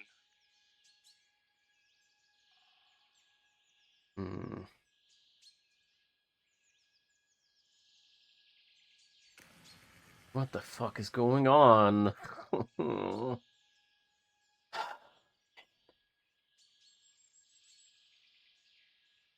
Is it possible that the computer is... Christ! Muldoon? Blasted monkey! Are you okay? Oh, What's happening with the raptor count, Ray? Ray. So a bug in the system, then? I guess so, Muldoon. Right.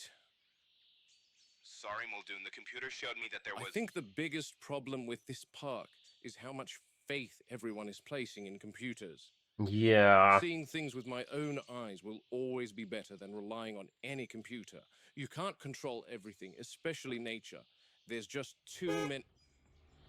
Holy... Oh, Thanks for shit. keeping your eye on the Rex, Ray. Oh, You good, Muldoon? Go. Must go fast. Must go fast. Nice. Thank you. Put your foot down, Tony. You can't just stroll down the road, you know?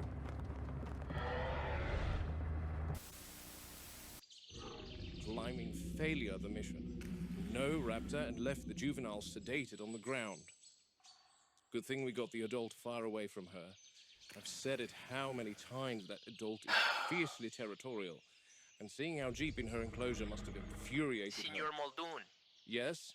I need you urgent at the Jungle River Cruise, please. God damn it, now what? He fell in. He fell in. Si, senor. Was he drinking? No, senor. The animal hit him. The animal hit him? He scream, he no see, he shake, and then he stop. Right. Oh, the Down fucking the spitters, the Dilophosaurus.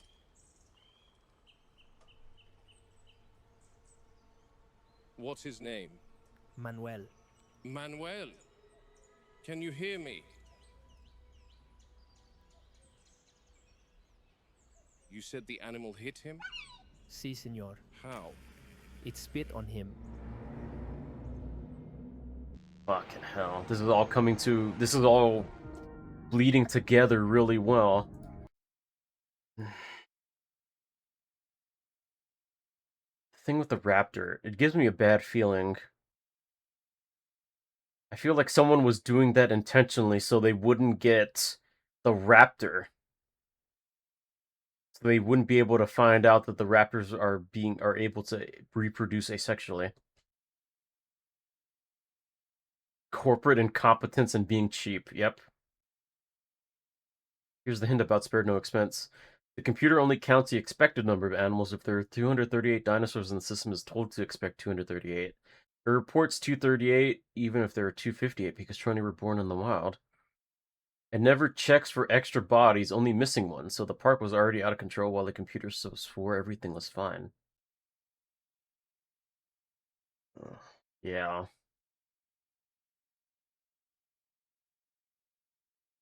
The monkey scared the crap out of him. I love her using the computer counting system from the book that scans for how many animals are expected. In the book, they finally figure out they need to ask the computer to scan for a larger number than expected, and that's how they figure out their breeding. These are wonderful. Okay. Just grab the park.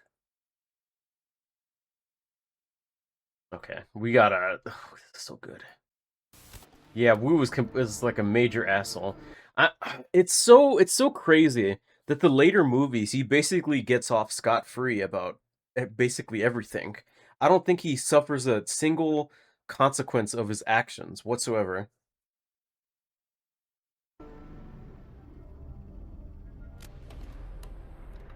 Okay.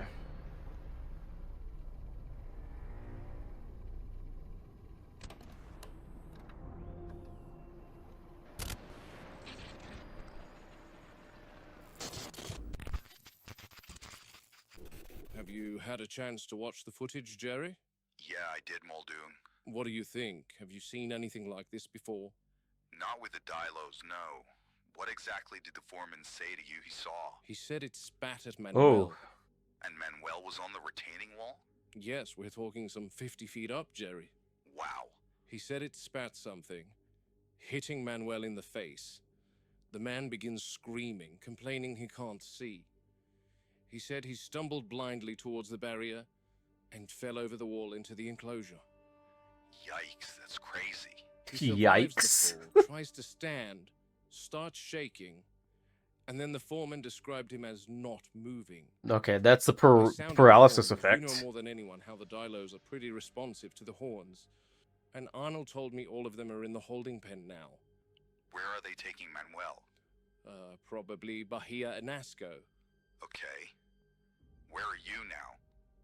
I'm heading to the holding pen to see what I can find out, Jerry. To the rear of the river cruise is the Dilophosaurus holding pen. This pen is used to round the animals. Jerry Harding accidentally discovered that the Dilos are particularly responsive to the sound of horns. So horn recordings are blasted from speakers around the Dilo paddock that help herd the animals into this holding pen. The pen is deliberately maintained several degrees cooler and at a lower light level than the surrounding paddocks because the Dilophosaurs carry a known genetic skin disorder, which leaves their skin unusually susceptible to ultraviolet exposure. Prolonged sunlight results in rapid sunburn, blistering, and possible secondary infection. For that reason, shade is paramount in their enclosure. You'll notice Okay, that within which their makes sense enclosure because there's of a all the dense trees. canopy cover. Yeah. Artificial and controlled lighting cycles limiting UV exposure. The cooler, darker environment keeps the animals calmer, reduces pacing, and prevents visible skin damage. It's quite a small area, and there are 7 animals in here. The Dilophosaurs are painfully shy dinosaurs. InGen made 2 batches of them, and Henry Wu was quick to jump on the idea of having the most up-to-date recreations, and began work on sequencing the genome of Dilophosaurus sinensis, the newer of the Dilo species, fossils of which having been excavated as recently as the 80s. This species is smaller, and there's 4 of them in here. Hammond saw the 4 adults Henry had recreated, and wasn't too impressed. He insisted Henry genetically engineer the Dilophosaurus weatherilli, the larger of the two. 3 of them were cloned, and both species live in this same enclosure here Bigger at equals Jurassic better. Park without issue. Especially when it comes to fucking Jurassic Park. I want to show both species if possible. Both are nocturnal, so it's very likely that they are sleeping at the moment. Here we go. This is Dilosinensis, the smaller species. These guys are less prone to the sunburn skin issue, yet I have witnessed peeling between the crests if they're out of the shade for prolonged periods of time. Those crests are so These guys cool grow to looking. about 4 foot tall. I really and wonder mostly- what the purpose of the crests is. Like, what biological purpose does it serve? Is it meant to, like, basically maybe locate prey easier? One realistic enclosure, 0 grass and pop up till the dinosaurs went extinct. Yeah, they're not really going for realistic. timid. Also, I really love the Dilophosaurus because they have the frills that pop out that make them basically seem more scary when they're like roaring and stuff and hissing. Yet they start to become curious. They're like about peacocks pretty in a way. quickly if you hang about them for a bit. However, they tend to be pretty quiet most of the time. Sorry, girl. Back to sleep.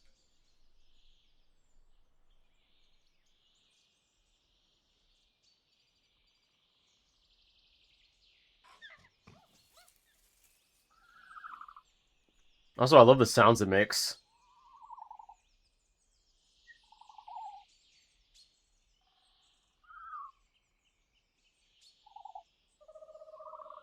Hear that?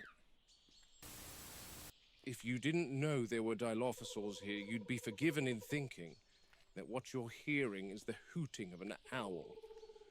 But it's no owl. Yeah, it does sound That's like the it. call of Dilophosaurus weatherilli. They actually creep me out. Like I said, they're the larger of the 2 species, but they're actually quite attentive to people. I would say the closest thing to them would probably be Australia's cassowary. But they are quite remarkable animals. They tend to deeply focus on their handlers and study them closely. I just got chills up my They have spine. what I believe to be a very haunting characteristic, and I want to document such. She's right there. If I can just get her to step out. Oh, that sounds like an owl. Oh, it's so creepy. I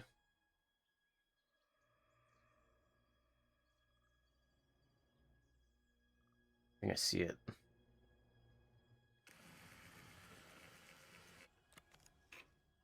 Yeah. Ugh.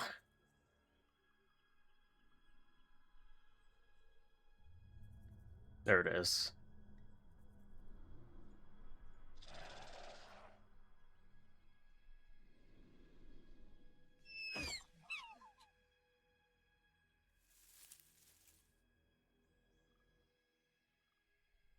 Shit! And this is why they creep me out. See this behavioral display? They're so They seem to size up silent. their opponent in an attempt to intimidate equally sized threats.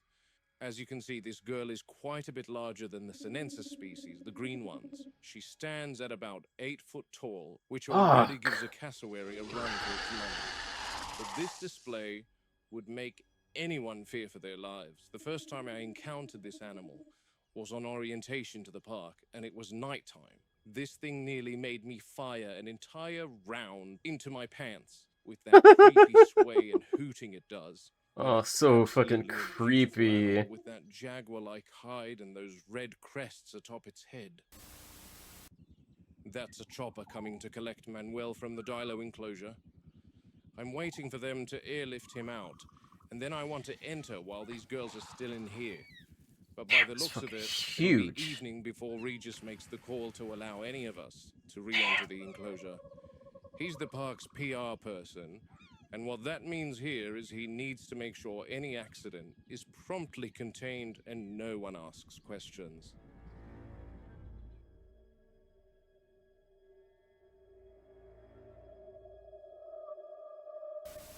I'm now I feel in the like that, Dilophosaur enclosure proper. dude. I feel like that the Dilophosaur could have easily just jumped over it. Look how big the legs are. That's some serious leg muscle right there. Are you telling me it can't jump over it?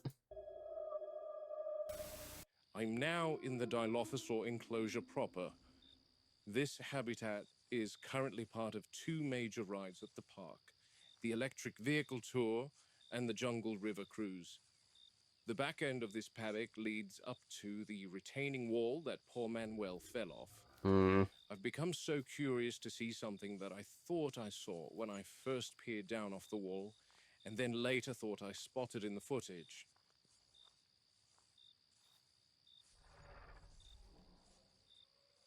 Oh. Here's the retaining wall,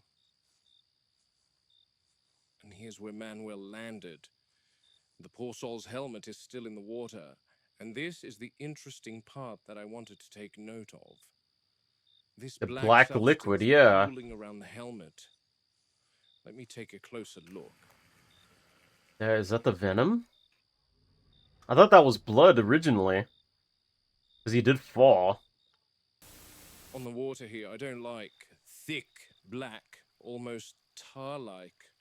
Not natural runoff, not oil. It's viscous. It You're gonna doesn't take a smell sample like of it, anything right? I recognize. Are you sure it isn't decomposed plant matter or resin? That enclosure's humid, plenty of biological breakdown. Don't touch your face, whatever you do. Does it feel warm? Any reaction on your skin? Negative on the heat. It's cold, actually. But it's not sap. Sap doesn't coat like this. It's not like honey. Dilophosaurs aren't known to excrete anything like that. Are there injuries on the dilos? Any signs of illness? That's the troubling part. I checked them after we herded them into the holding pen. Clean, alert, no visible trauma, no lethargy. Yet this substance is on some of the railings atop the wall Manuel fell from. I can easily understand slipping on something like this. You're implying some kind of defensive secretion, Muldoon. I'm moving in deeper, Jerry. I'll sweep the perimeter first, then work inward.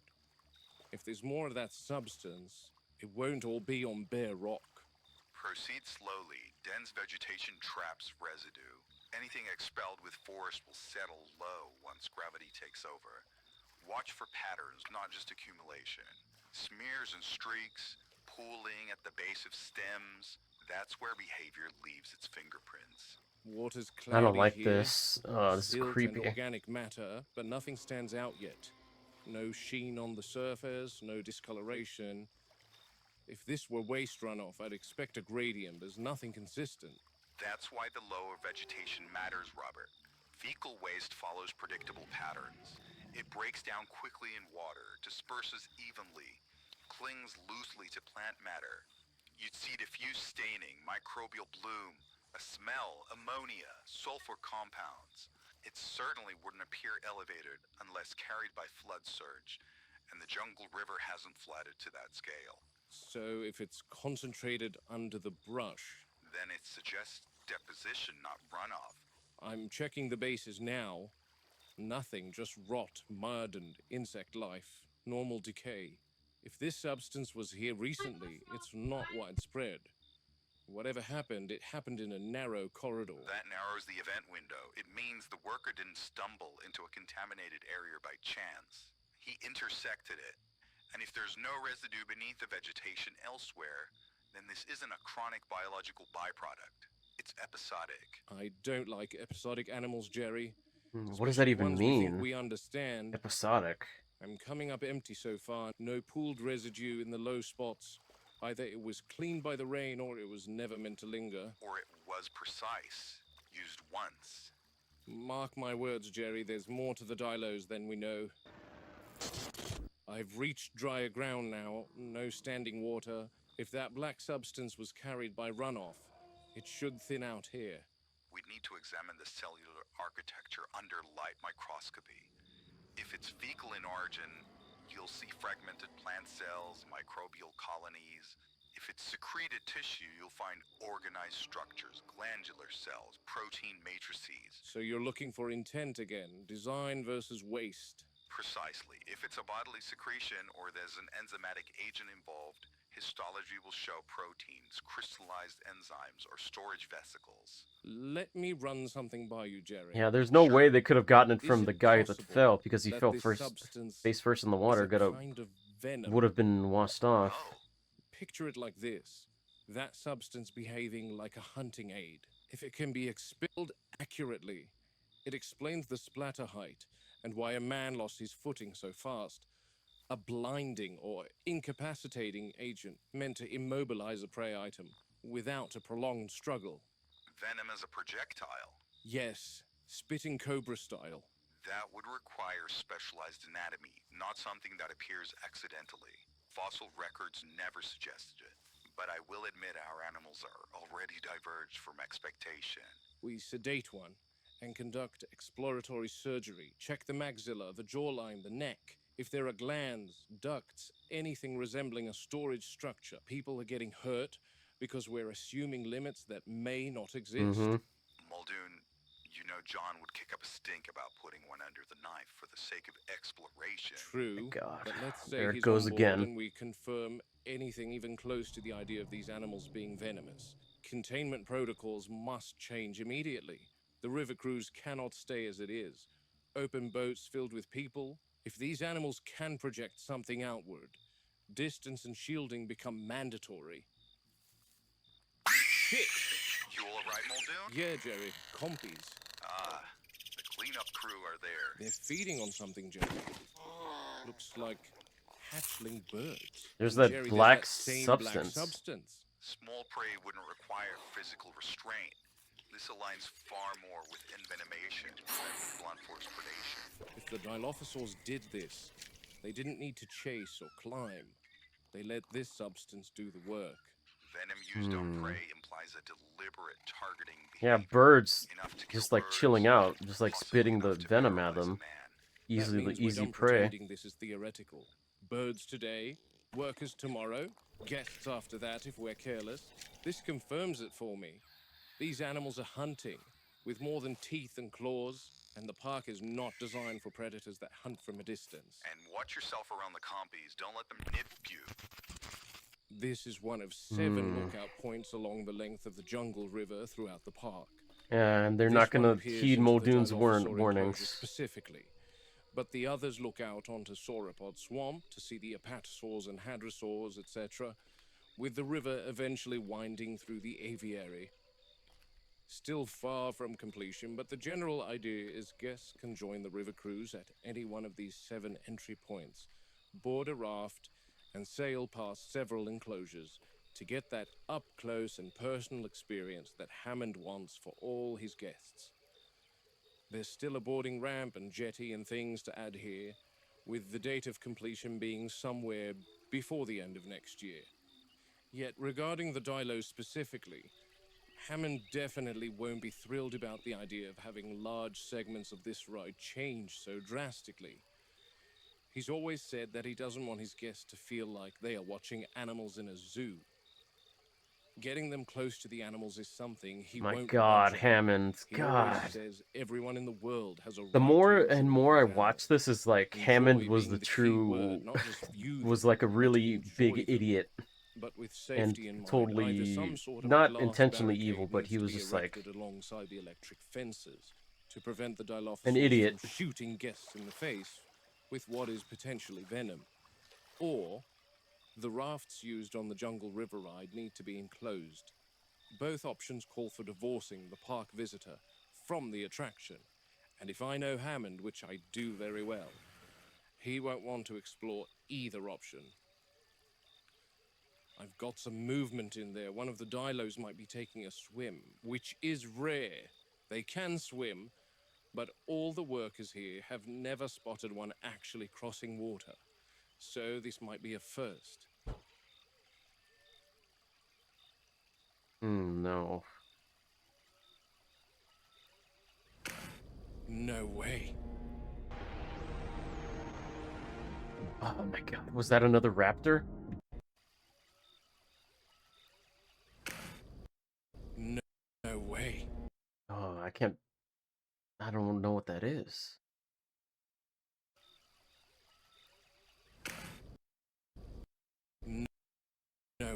way. No, I couldn't see the Dilophosaurus head ridges things that they usually have. Might be another raptor, maybe. I love that every time Muldoon is appreciating a dinosaur, Velociraptor comes to ruin his peace. I appreciate the care in the script to make Muldoon very sympathetic to the dinosaurs. Like, you can tell he absolutely hates they exist and think it's a terrible idea, but he never holds the dinosaurs responsible for that. He cares for and about them and knows they're just creatures in a place they don't understand.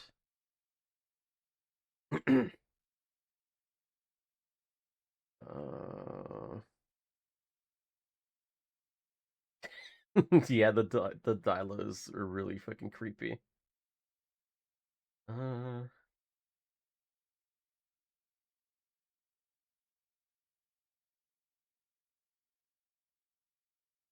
Fire a round into my pants.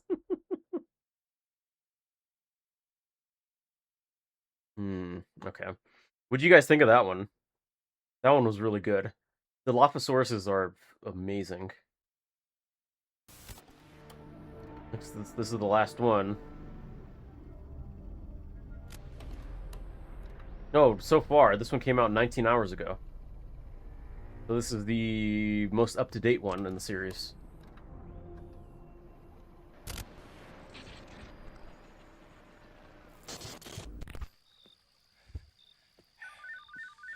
Come on, Arnold. Pick up, damn it, come on. That's definitely a raptor. I can't tell from here which one it is, though. It looks like the shape of Storm, her head movements. I'm glad you're liking it, Skinner. Be sure. I'm loving this one. Absolutely an adult Velociraptor. How did she get out? Damn it, where is control when you need them? Arnold, come in. Arnold, are you there?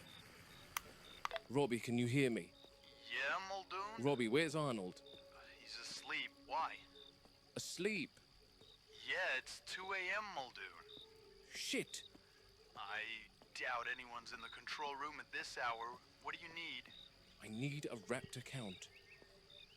Yeah, I wouldn't know how to do that even if I got down there. Can you meet me at the Jungle River between the Dilos and Sauropod Swamp?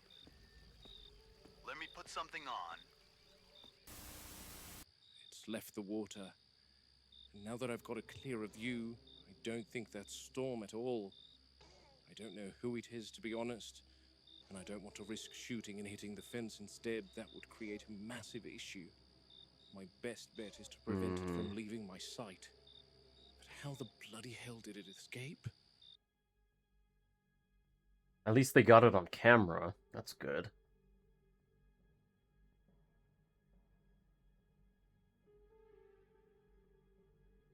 It's doing the same thing that the Big Mama was doing in the raptor pen, where it was calling.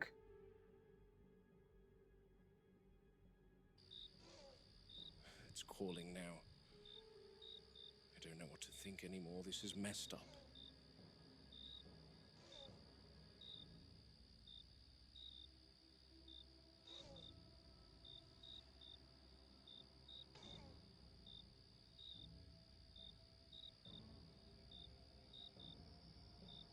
It's making a move. Damn it. Heading back down towards the water, I think. Shit! There's really no way to get closer without entering the Dilophosaur enclosure.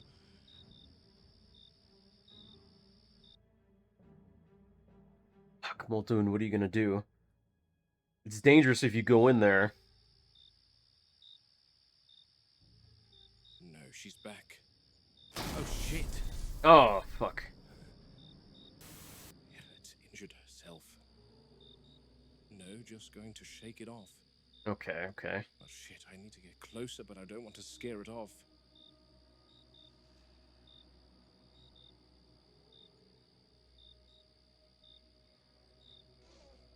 How old is that one?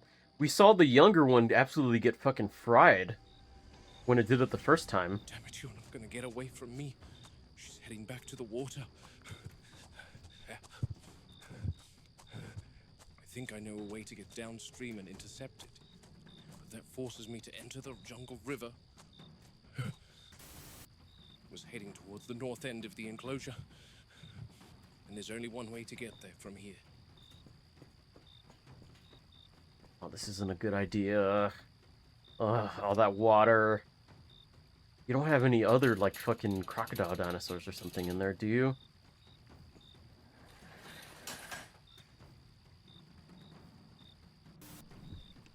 If my calculations are right, I think I know exactly where it will pop out from, and I can meet it right there. The trick is to not startle it and have it panic and take a different route, disappearing again. I'm not going to speed through here.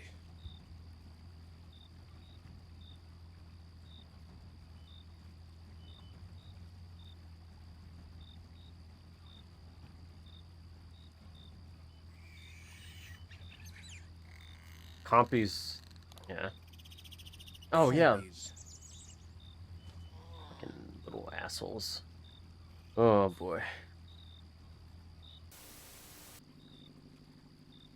Man, the atmosphere in this one is fucking really good.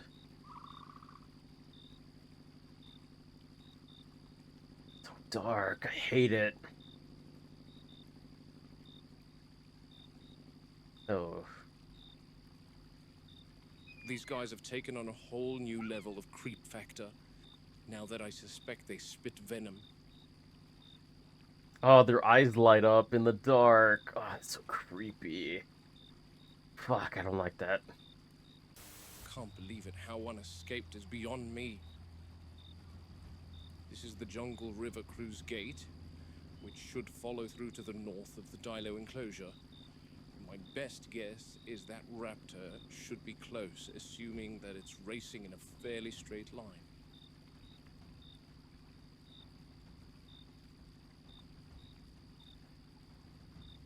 Enclosure needs a thorough combing to make sure. Shit! There it is. I'm of two minds about this right now. If I positively ID this as one of ours, and Control can track its movements since leaving its enclosure, then I'll be waiting for Robbie with the tranks. Won't be killing it. However, if this is the raptor from the evening of September 9th, yeah, that's not one of ours. Oh. I've never seen this thing before. Damn, you fucking executed that Don't thing. even know what to say. The markings are nothing like the current three. The composure is off. It's just... I don't understand how this can be. Where did you come from? I've worked with all 8 raptors from the get-go here on Nubla, and I remember them very distinctly.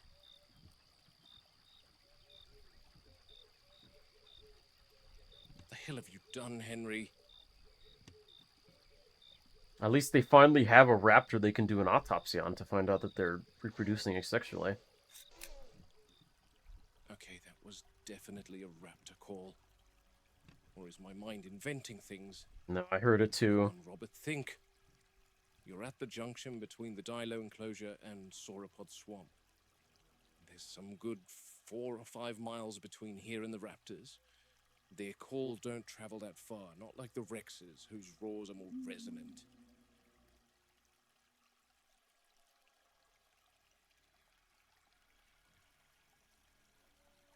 I heard the owl noise. That sounds guttural. Almost submerged. The Dilophosaurus, isn't it?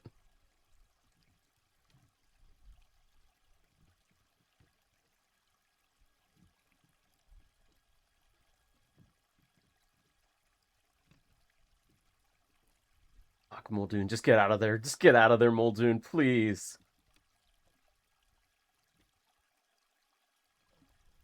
Oh, Christ. There's definitely something submerged.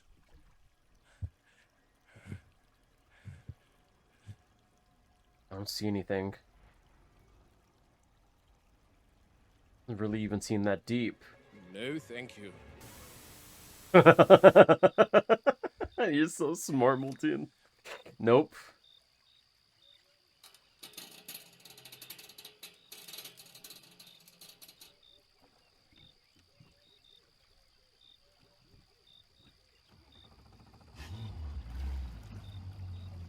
Bro, he's the smartest fucking character in this series. Nope. Not even staying. Just immediately just leaves.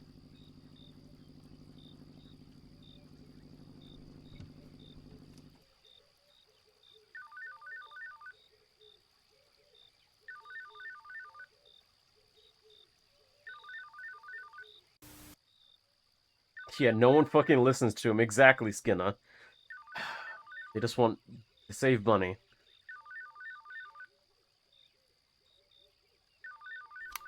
A little early even for you, Robert. John, I'm calling from the river. I'm alone out here, and I've got a body in the raft with me. Velociraptor. Fresh kill. And before you ask, no, it's not one of ours. Robert, that's quite a way to begin a conversation at 3 a.m. Are you certain? We catalogue every animal on the island very carefully. I'm certain enough to have put a round through its head. Patterning's wrong, build's unfamiliar, and it was nowhere near the enclosure it should have been. Animals wander. You know that better than anyone, Robert. How often are you finding the Othnielia wandering in the stegosaur paddock? You're joking. Island Oh God, Hammond. It's a living system. Henry assures me. With respect, John, Henry isn't the one walking into the jungle at night. God, Something's Hammond. off. Oh. Between my sightings of a fourth raptor a week ago, the juvenile Rex finding a baby raptor, and now this, it feels like pieces moving without us authorizing them. Something nefarious at play, I dare say. You sound tired, Robert, and understandably so. But nefarious is a very strong word. The park is built on redundancy and oversight. Henry Wu has every genome, every behavioral... Yeah, right. That's precisely what worries me, but let me bring up a more concrete topic once again. The raptors being moved to the holding pen. I wasn't given a reason, and I'd like that reason. Raptors don't get relocated casually, John. They notice things like that. There are adjustments planned, improvements. The current enclosure needs to be modified, and it's simpler to remove the animals entirely during the process. Adjustments for what? All right. Confidentially, and this does not leave this call, we're preparing a new batch. Next year, Isla Sauna. Refinements have been made. Temperament, visual appeal, some more cosmetic compies. considerations that will play better with the public. You're Oh my making God. raptors Oh my friendlier. God. Presentable, Robert. Awe-inspiring rather than alarming. Think of it as evolution with intention. Raptors don't belong anywhere the public can see them, John.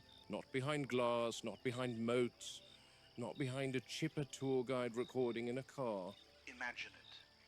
Velociraptor Valley. A dedicated attraction. Elevated paths, reinforced barriers, controlled sightlines. People would come from all over the world. People would die from all over the world. These animals test fences for sport. They probe. One failure, one oversight, and it's chaos. They should all be destroyed. You're being an alarmist again, Robert. I'm being experienced. And I value that experience. No, you. Robert. Oh my God, Hammond. No, you don't. You're not listening to him at all. All the security advice that he's given, none of you guys are listening to it. This is why this shit happens in the movie. Because you guys don't listen to him. But the park cannot be run on fear. Then let me give you another reason to be cautious. The Dilophosaurs. Harding and I believe they may be capable of projecting venom. We've found residue, secondary kills, patterns that don't align with any known waste or secretion. Venom-spitting Dilophosaurs. You see why that sounds sensational? No, I see why ignoring it would be convenient for InGen. We want authorization for exploratory surgery. One animal, controlled environment, confirm it or rule it out. Surgery introduces risk, Robert. Stress, infection, fallout, etc., etc. These animals are expensive, Robert. Workers are more so. I won't approve invasive procedures based on suspicion alone. Henry would also object strongly. Henry isn't the one cataloging bodies. That's enough. I hear your concerns. Oh, you don't care, Hammond. You don't care. You just want to build this fucking park.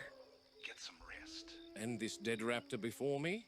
We're building something extraordinary here, Robert. Oh, sauropod. Don't let the darkness of the jungle convince you otherwise. The jungle doesn't convince me of anything, John. It just shows me what's already there. And that doesn't answer my question. Deliver it to the East Dock in a container, and we'll use it for lab sampling on Site B. Good night, Robert. Wow. I don't think you've understood the nature of my concern one bit, John.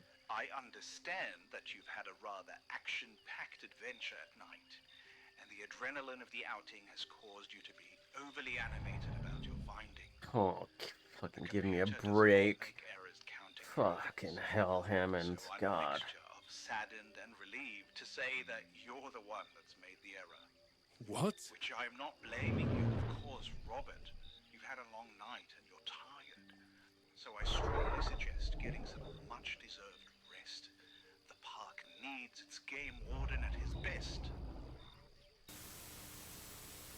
Just arrived at the East Dock, Muldoon. Thanks for that, Robbie. What are you thinking? I don't think I am, not properly anyway. There's too much going on in my mind to wrangle without sleep. You've been up all night. Robbie, Hammond didn't sound fazed by the fact that there was a raptor on the loose. He knows. He almost sounded like he was happy to have it killed and make it disappear. You know, Hammond always dodging InGen's questions. He probably just wanted to keep it under wrap. Absolutely a Hammond thing to do, but I almost feel slightly gaslit. I've worked with these animals since day one. There were 8 of them. I documented 5 deceased, and now there's 1 unaccounted for in the loading container with you. Is there something I'm missing, Robbie? I was under the same impression as you, Muldoon. I haven't worked with the raptors as long as you have, but a quick cursory glance at the body, and even I could tell you that it physically looks different to the 3 in the enclosure. So I'm confused. My thoughts exactly. Easy. Easy does it. Yep. And hold. Hold it there. Easy. Okay, Robbie, I'm going to hang out with my best friend for a bit, then head to sleep. Okay. Jack Daniels. Have a good night. Or a good morning at this point. Thanks. Bye.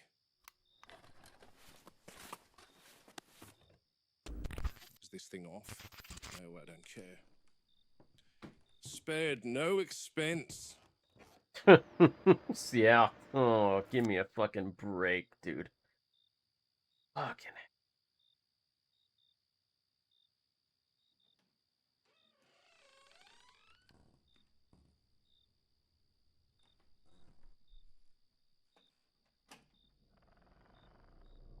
Fuck.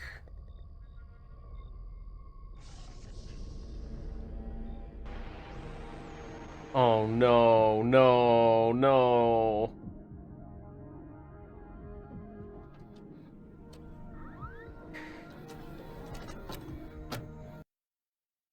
Don't end it like that. No. Fuck.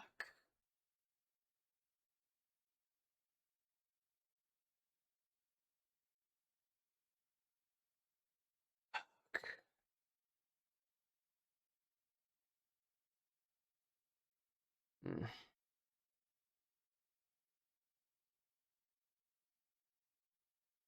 Going for more novel Hammond. Okay, yeah.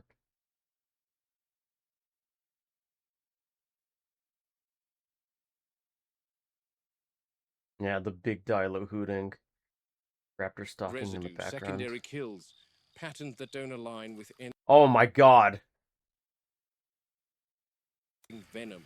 We've found residue, secondary kills, patterns that don't align with What the fuck? venom. We've found residue, secondary kills, patterns that don't align. It was there the whole time. Oh, it followed him. It followed him. Oh no, it followed him the whole time. It was tracking him. It was tracking him. Fuck. Oh, that's crazy.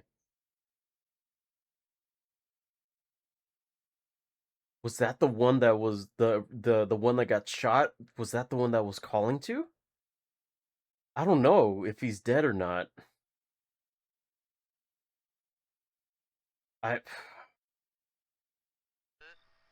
Going to hang out with my best friend for a bit, then head to sleep.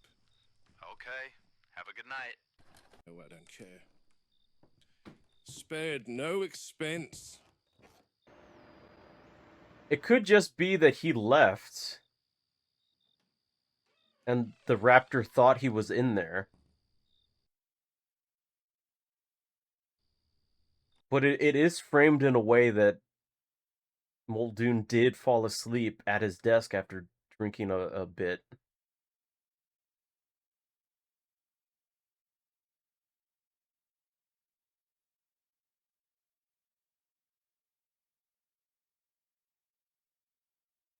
Figure out how to open doors.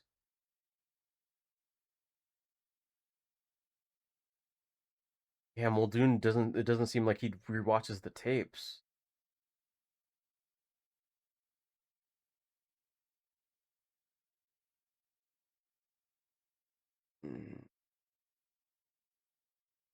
Fuck.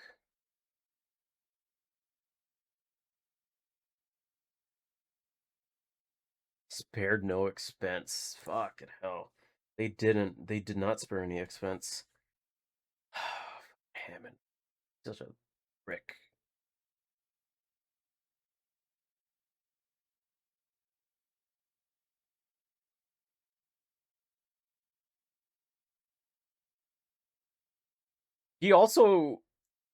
This guy also made another one called Sorna.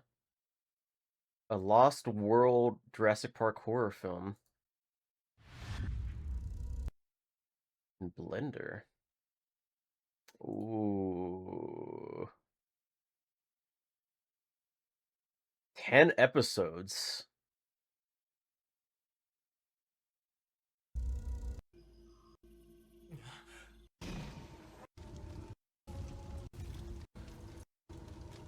Oh shit. It looks like is it a mix between live action and Blender?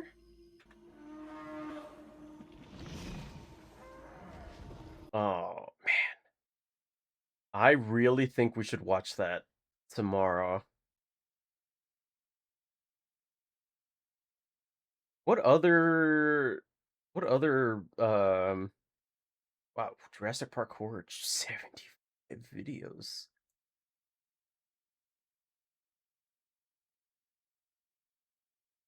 Hold on. Offline, what?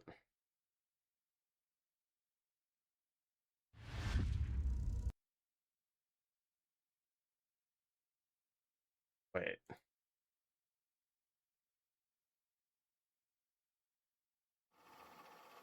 Or is this another? Oh, okay.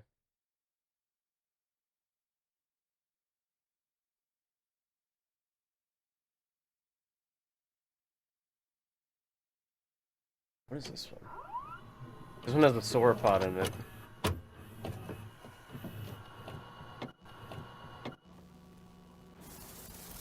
I see one of the explorers. I can't believe they managed to move it so far away from the tour track. Let's at least finish it on this one. Times, just because they heard of Oz doesn't make them friendly. It looks untouched to me, but we can't see the second vehicle, and it smells putrid down here. Pheromones. Females released him to attract mates. Unfortunately, it's a sandwich party on this island. All sandwich, no sausage. 1988. They should all be destroyed. Hey, Tim, look out there. Sounds like Muldoon. Yeah, Muldoon. Robbie spotted it. Good God, they dragged it into the lake. I wonder what they thought it was.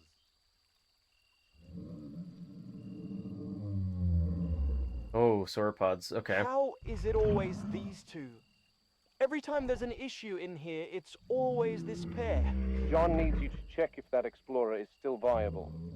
We can get parts replaced if some of the interior is waterlogged. I hate that their eyes are lighting up. There's no point driving a cable and crane down there. Robbie, I need the boat and a flare from the Jeep. Be careful, Tim. If they're Oh! releasing hormones, they tend to be territorial. Back away. Back away. And turn your torch off. Yep.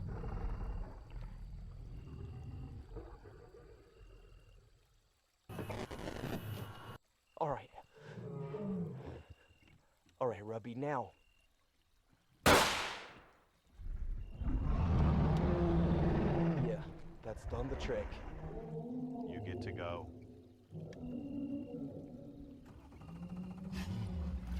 Oh, this is gonna end horribly. Okay, Muldoon. Heading over now. I'm watching the feed from control. Oh shit! What's happening, Tim? It's stuck. Must be the propeller on aquatic plants. I'm going to grind through them. Okay, there Alright, it goes. we're good. How's she looking? Looks untouched, not a single mark on her. Okay, Tim. I'll organize some cables, and we can have her out of there first thing tomorrow morning. Tim, look out. Oh shit!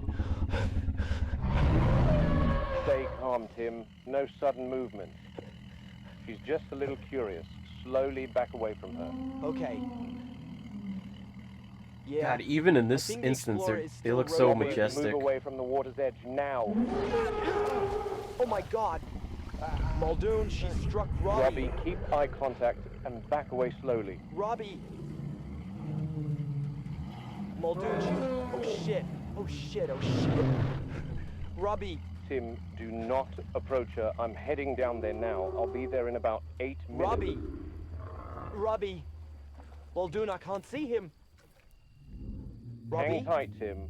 We'll be there Robbie? shortly. No, don't. Tim, do not approach her. Don't go in the back of it. You're Muldoon, gonna please fucking hurry. creep it. You're gonna scare it.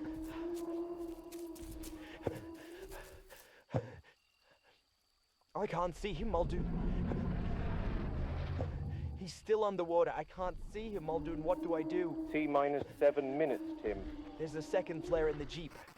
Stay far away from her, Tim. Muldoon, there's no time. Robbie's underwater. God damn it, I'd have to scare her off. Tim, stay back. We're about 6 minutes away now. Whatever you do, Tim, stay clear. The apatosaurs have incredibly long, whip-like tails. We don't want a second incident. Yeah. Muldoon, they're gone. Robbie? Move slowly, Tim. If they're on edge, anything can spook them. Robbie? Oh, yeah, I think I see him. Yes, I think that's him. Is What it? state is he in? I can't tell from here. Is he moving? He's still in the water. Oh, God. Oh, is that him? I've said it how many times. Don't let cars full of people drive through an exhibit, no matter how mild you think the animals are. I have to head out there. Tim, it's not safe. No, Wait for me. I'm about 4 don't, minutes don't. from the enclosure gate. There's no time, Muldoon. If he's still in the lake, then he's running out of air. I'm heading over to him. Stay on the shore. Does he not know how to God swim? Damn it, I'm driving to you as fast as possible. Which part of Robbie's still underwater did you not understand? When you arrive in 4 minutes, he'll have drowned. Damn it, Tim. It's his helmet. Tim, I need you to watch your back on the lake until we arrive. Robbie? Remember, there's 12 apatosaurs, 6 brachiosaurs, Muldoon, I don't see him. and 11 hadrosaurs in Sauropod Swamp. And they all like swimming It's in just that his lake. helmet. Holy shit. What is it, Tim? Underwater. It's under the boat. Oh. God damn it, I'm 3 minutes away, Tim. Hold on.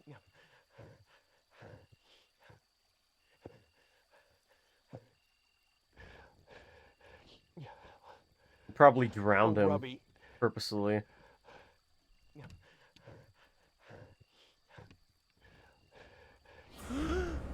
Shit.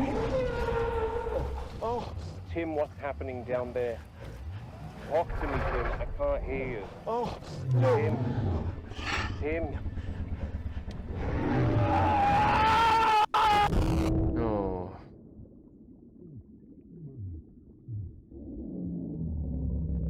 Oh, not an underwater shot.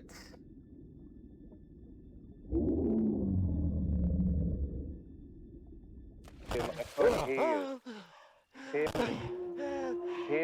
Tim. Talk to me, Tim. Oh.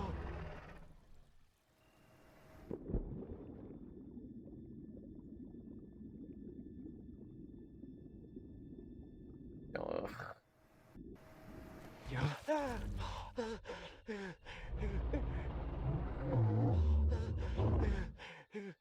It's got me all Oh my god, oh, it is drowning him. Oh, no.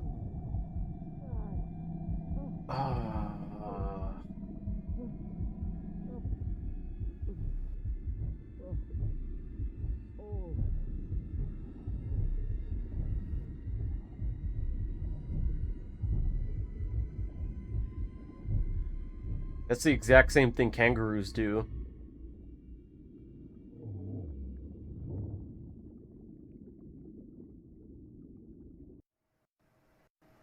Fucking hell.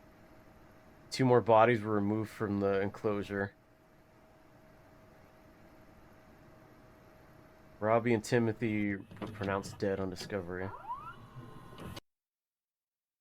Oh, fucking hell. Why does no one ever listen to Muldoon? Why don't they ever listen? Yeah, just because they're herbivores doesn't mean they're friendly. God, these idiots, man.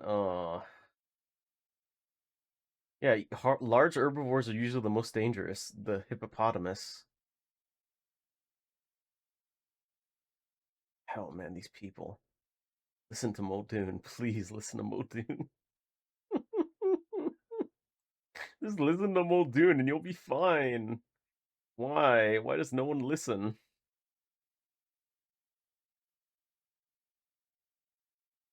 Well, the hippopotamus isn't an herbivore? I thought it was.